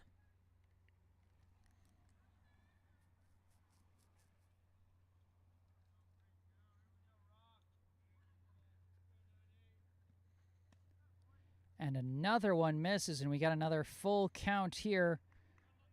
Rocky Vankowski, if he misses this next pitch, a run comes in on a bases-loaded walk.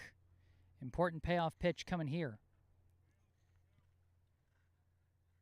Misses it high, and it will be a bases-loaded walk for Liam Powers as Medford extends their lead up to 3. Really get a sense in this inning, just the vibe switching a little bit. Medford really offensively in control, and we talked about it a little bit before this inning started, how sometimes things can fall apart defensively and pitching-wise for teams in these late innings, especially at this Lou Tompkins level. Now at the plate, the catcher, number 16, Dave Crohan. Base is still juiced with nobody out. Lifts this one into left field. That's going to drop in. That'll bring in another run. Sanchez trots home, and it's a 6-2 Medford lead. Excellent job from Crohan there. Vankowski trying to get it up and inside a little bit, about middle level, slightly high. Crohan, regardless, able to whack it and get the RBI single, still with the bases loaded, and now Busey coming out. Looks like this will be the end of the night for Rocky Vankowski. I mean, slight chance they stick with him. Again, like I said before, you just want to eat the innings and save the arms for more games over the course of the week. And they are going to stick with him, as up comes John Wright, who led off the last inning with a leadoff single in the fifth. He got all the way to third, but was left stranded, or no, he was thrown out on the fielder's choice. Now hits one out to center. It's caught, and a great throw back into the infield by Max Kaufman. Whole thing happened so fast that the runners all held in place. Unreal job from Kaufman. That's exactly what you got to do. As Wright made amazing contact with it, just got unlucky that it was right at Kaufman. But again, Jesse, that's one of those plays that Kaufman makes look so easy, even when they're not necessarily. That one well blocked by Carballo. Ball one to Ben Hickey. Bases still juiced, one out, so the middle infielders get pulled back to account for the potential inning-ending double play. Corner infielder is going to stay up on the grass for a potential play at the plate. Smart defensive positioning for Brookline. Looking to potentially make a comeback with their last 3 outs that will come up in the top of the 7th after this.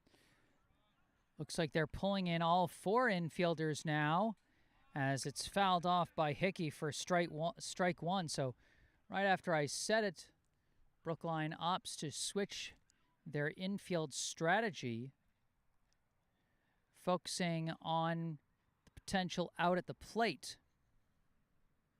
It makes sense because of the force at home plate with the bases loaded. Hard grounder going to go up the third baseline, foul. But the risk when you pull your infielders in is it's easier for a ball to get past you. If you pull your middle infielders back, you have a better chance of fielding the ball and then potentially turning an inning-ending double play. So Brookline is opting not to go for that option and instead pulling in all 4 infielders to focus on the play at the plate, which is a little easier to make with the force out as opposed to the last fielder's choice they made where a tag had to be applied. Well, here's the thing, Jesse. It's tall grass. So Brookline is most likely betting, potentially, that the chance of the ball going a short distance is going to be greater than a long distance because of the natural dimensions here at Playstead Park. That might be a factor there, Sam. That's a good point. We have seen some hard bouncers so far this game, though, so it'll be interesting to see how this decision either pays off or backfires or perhaps doesn't even matter at all. That pitch in the dirt. Carballo blocks it again, but Vankowski's got to be careful. Can't get in the habit of allowing more free passes because with the bases still juiced, a run will still come in on any kind of free pass.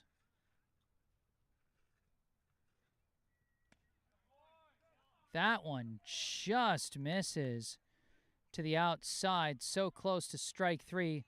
Could hear the frustration from the Brookline side as the ump looking over at that side.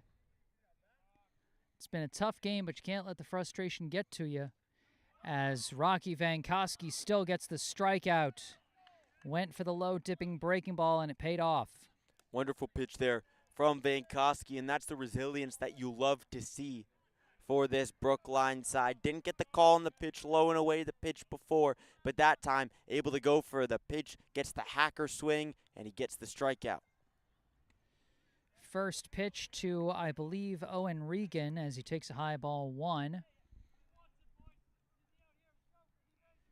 Still bases loaded, though. Still bases loaded. Gets strike 1 there. That high and away fastball from Rocky Vankowski.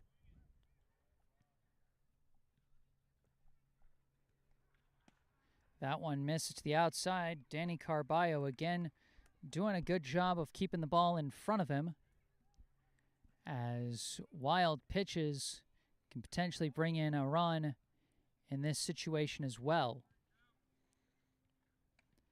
That one misses high and in, ball 3, and now Vankowski's got to be careful. Breaking ball there from Vankowski, high and inside, trying to work it back into the strike zone. But as you just said, Jesse, dangerous positioning, dangerous situation now coming up. And it's going to be another bases loaded walk, the second one of the inning. And Medford now leads by 5. Medford getting 4 of their runs back in the second inning, 3 now in the 6th, and that's accounted for everything. Besides those innings, Brookline's done a good job between getting out at tough jams and dominant pitching. Looks like Tony Carballo coming onto the mound now.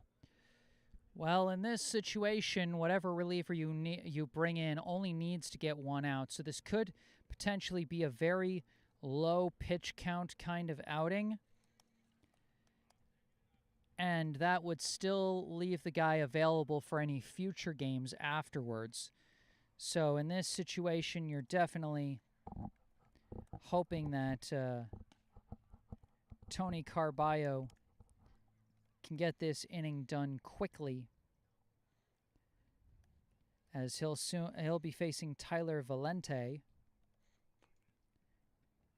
Looking at his stats in the regular season, Tony Carballo made 4 starts on the mound. This is his first relief appearance of the summer.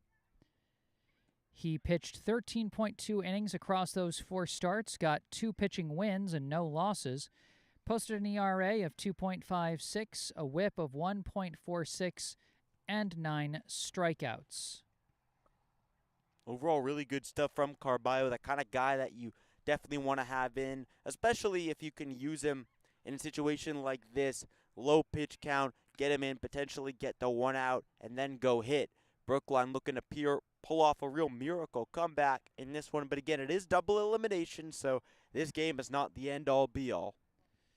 Not the end-all, be-all. If Brookline loses this one, they would face off against one of the other teams that loses their first game of the tournament today. And then if they lose that one tomorrow, then they would be eliminated from the tournament. Tyler Valente standing in. 2 outs, bases loaded. First pitch from Tony Carballo almost goes wild, but his brother Danny able to cover for him there. Danny Carballo's made some impressive plays at the catcher position. A lot of acrobatic moves to his right, that being one of them, to prevent balls from going wild. That one misses high for ball 2. Tony Carballo trying to work that little breaking pitch high up, just above the zone. That one misses high for ball 3. Things getting out of control for Tony Carballo. We've talked about this, Jesse, how things can really unravel in the final innings, especially at this Lou Tompkins level, when relief pitchers come in after the starter. A little bit different in this one for Brookline, as Rocky Vankowski, of course, the relief pitcher, coming in after Klein, but similar type of situation. Yeah, similar type of situation, and it's always a roll of the dice whether you get a guy who has control immediately or a guy struggles with it. Line shot, caught by Leo Vankowski at short. And ultimately, Tony Carballo, despite a shaky start, does get the 1 out he needed to end the 6th inning. We got 1 inning left to go here in Medford, and Brookline is going to need a miracle comeback in the top of the 7th as they now trail by 5. Absolute miracle. Miracle comeback is the perfect way to describe it, Jesse. Medford has really controlled this game despite the fact that Brookline's Rocky Vankowski went a bunch of scoreless innings, then gave up some runs. Really collectively as a team, Brookline with a tough inning back in the bottom of the 6th, but they're looking to make something happen, and really anything can happen, especially here at this Lou Tompkins level, but Wright still on the bump for Medford. He has not given up a run since he gave up 2 in the first inning. That is true. He pitched a complete game against Brookline back in July, and he is trying to make it another complete game here in the Tournament of Champions, trying to finish the job here in the 7th. He's got a 5-run cushion to work with. He'll face Harris Hodgson first, and then the brothers Caraballo, Tony, and then Danny. Harris Hodgson looking to make an impact offensively for this Brookline side. Medford 3 outs away from winning their first game here in this double elimination tournament before the single elimination part, which will come in the semifinals and then the finals here in the Tournament of Champions 2026. Yep. Harris Hodgson, he's already made a pretty sizable impact on offense, responsible for driving in both of Brookline's 2 runs with that 2-run single in the top of the 1st. But since then, the Brookline offense has gone cold. He'll be trying to get them off to the right start here in the top of the 7th.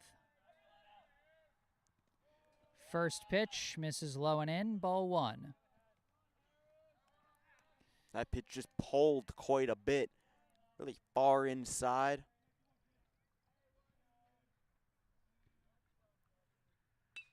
Now rips one up the right field side. That'll be a leadoff single for Harris Hodgson. Well, this is precisely what we talk about, Jesse. Anything could happen in these final innings. We often see it, really, when you get to the 6th or the 7th innings, especially.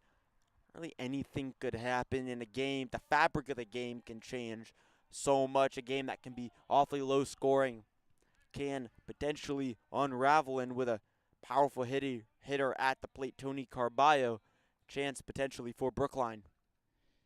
That one hits the zone, strike 1. Tony Caraballo at the dish here after taking over on the mound at the tail end of the bottom of the 6th. Takes strike 2.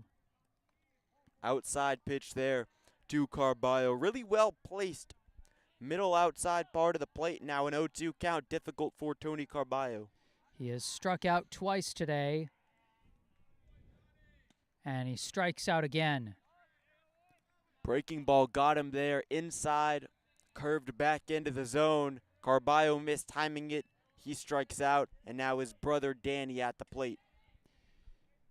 Danny Caraballo, he got a single his last time up, stole second, but was left stranded at third base as he takes strike 1 to the outside corner there.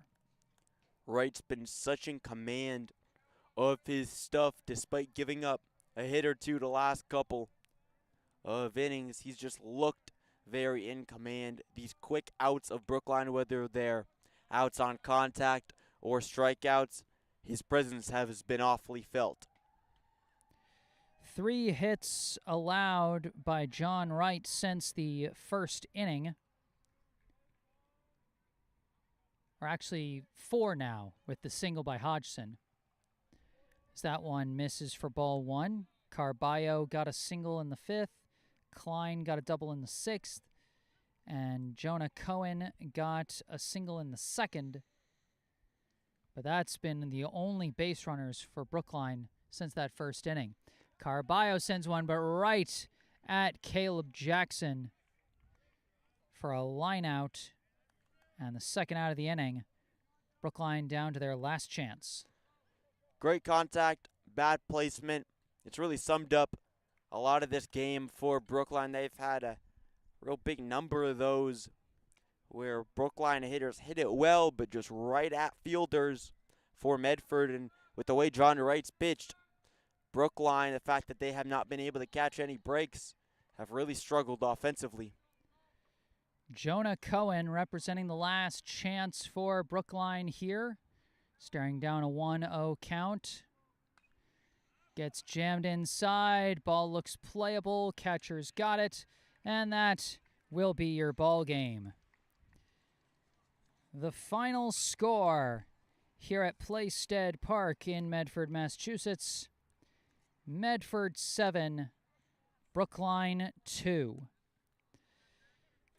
Medford will face one of the winners of the other 3 games being played today in the opening round of the Tournament of Champions.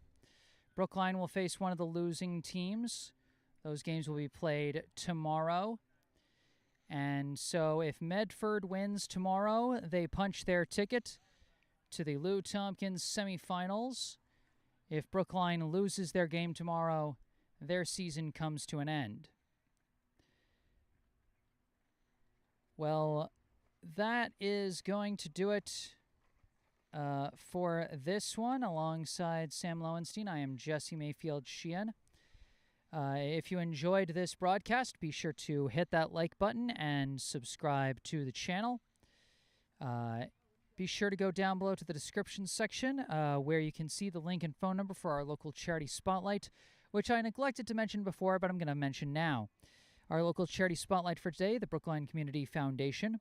For over 100 years, the Brookline Community Foundation has been a trusted partner, supporting Brookline by investing in organizations and initiatives that help create opportunity and promote equity for everyone who lives, learns, works, and plays in our community. Among the foundation's many grant programs is the BCF Scholarship Fund for Brookline High School, which provides graduating BHS students with scholarships to help fund post-secondary education. Your help is crucial to supporting these Brookline youth as they embark on the next steps in their educational journeys. Visit brooklinecommunity.org or call 617-566-4442 to learn more about the BCF Scholarship Fund for Brookline High School and how you can make a difference right here in Brookline. Once again, that's brooklinecommunity.org or call 617-566-4442. All that information is in the description section down below. Also in the description section, you can find some links related to me that you can also see in the bottom right corner of your screen. My personal website, jessesports.com. My email, if you would like to send me any questions, requests, or comments. And my social media accounts on Instagram and Facebook. I sometimes post highlights from previous broadcasts on this channel as well as on Instagram and Facebook.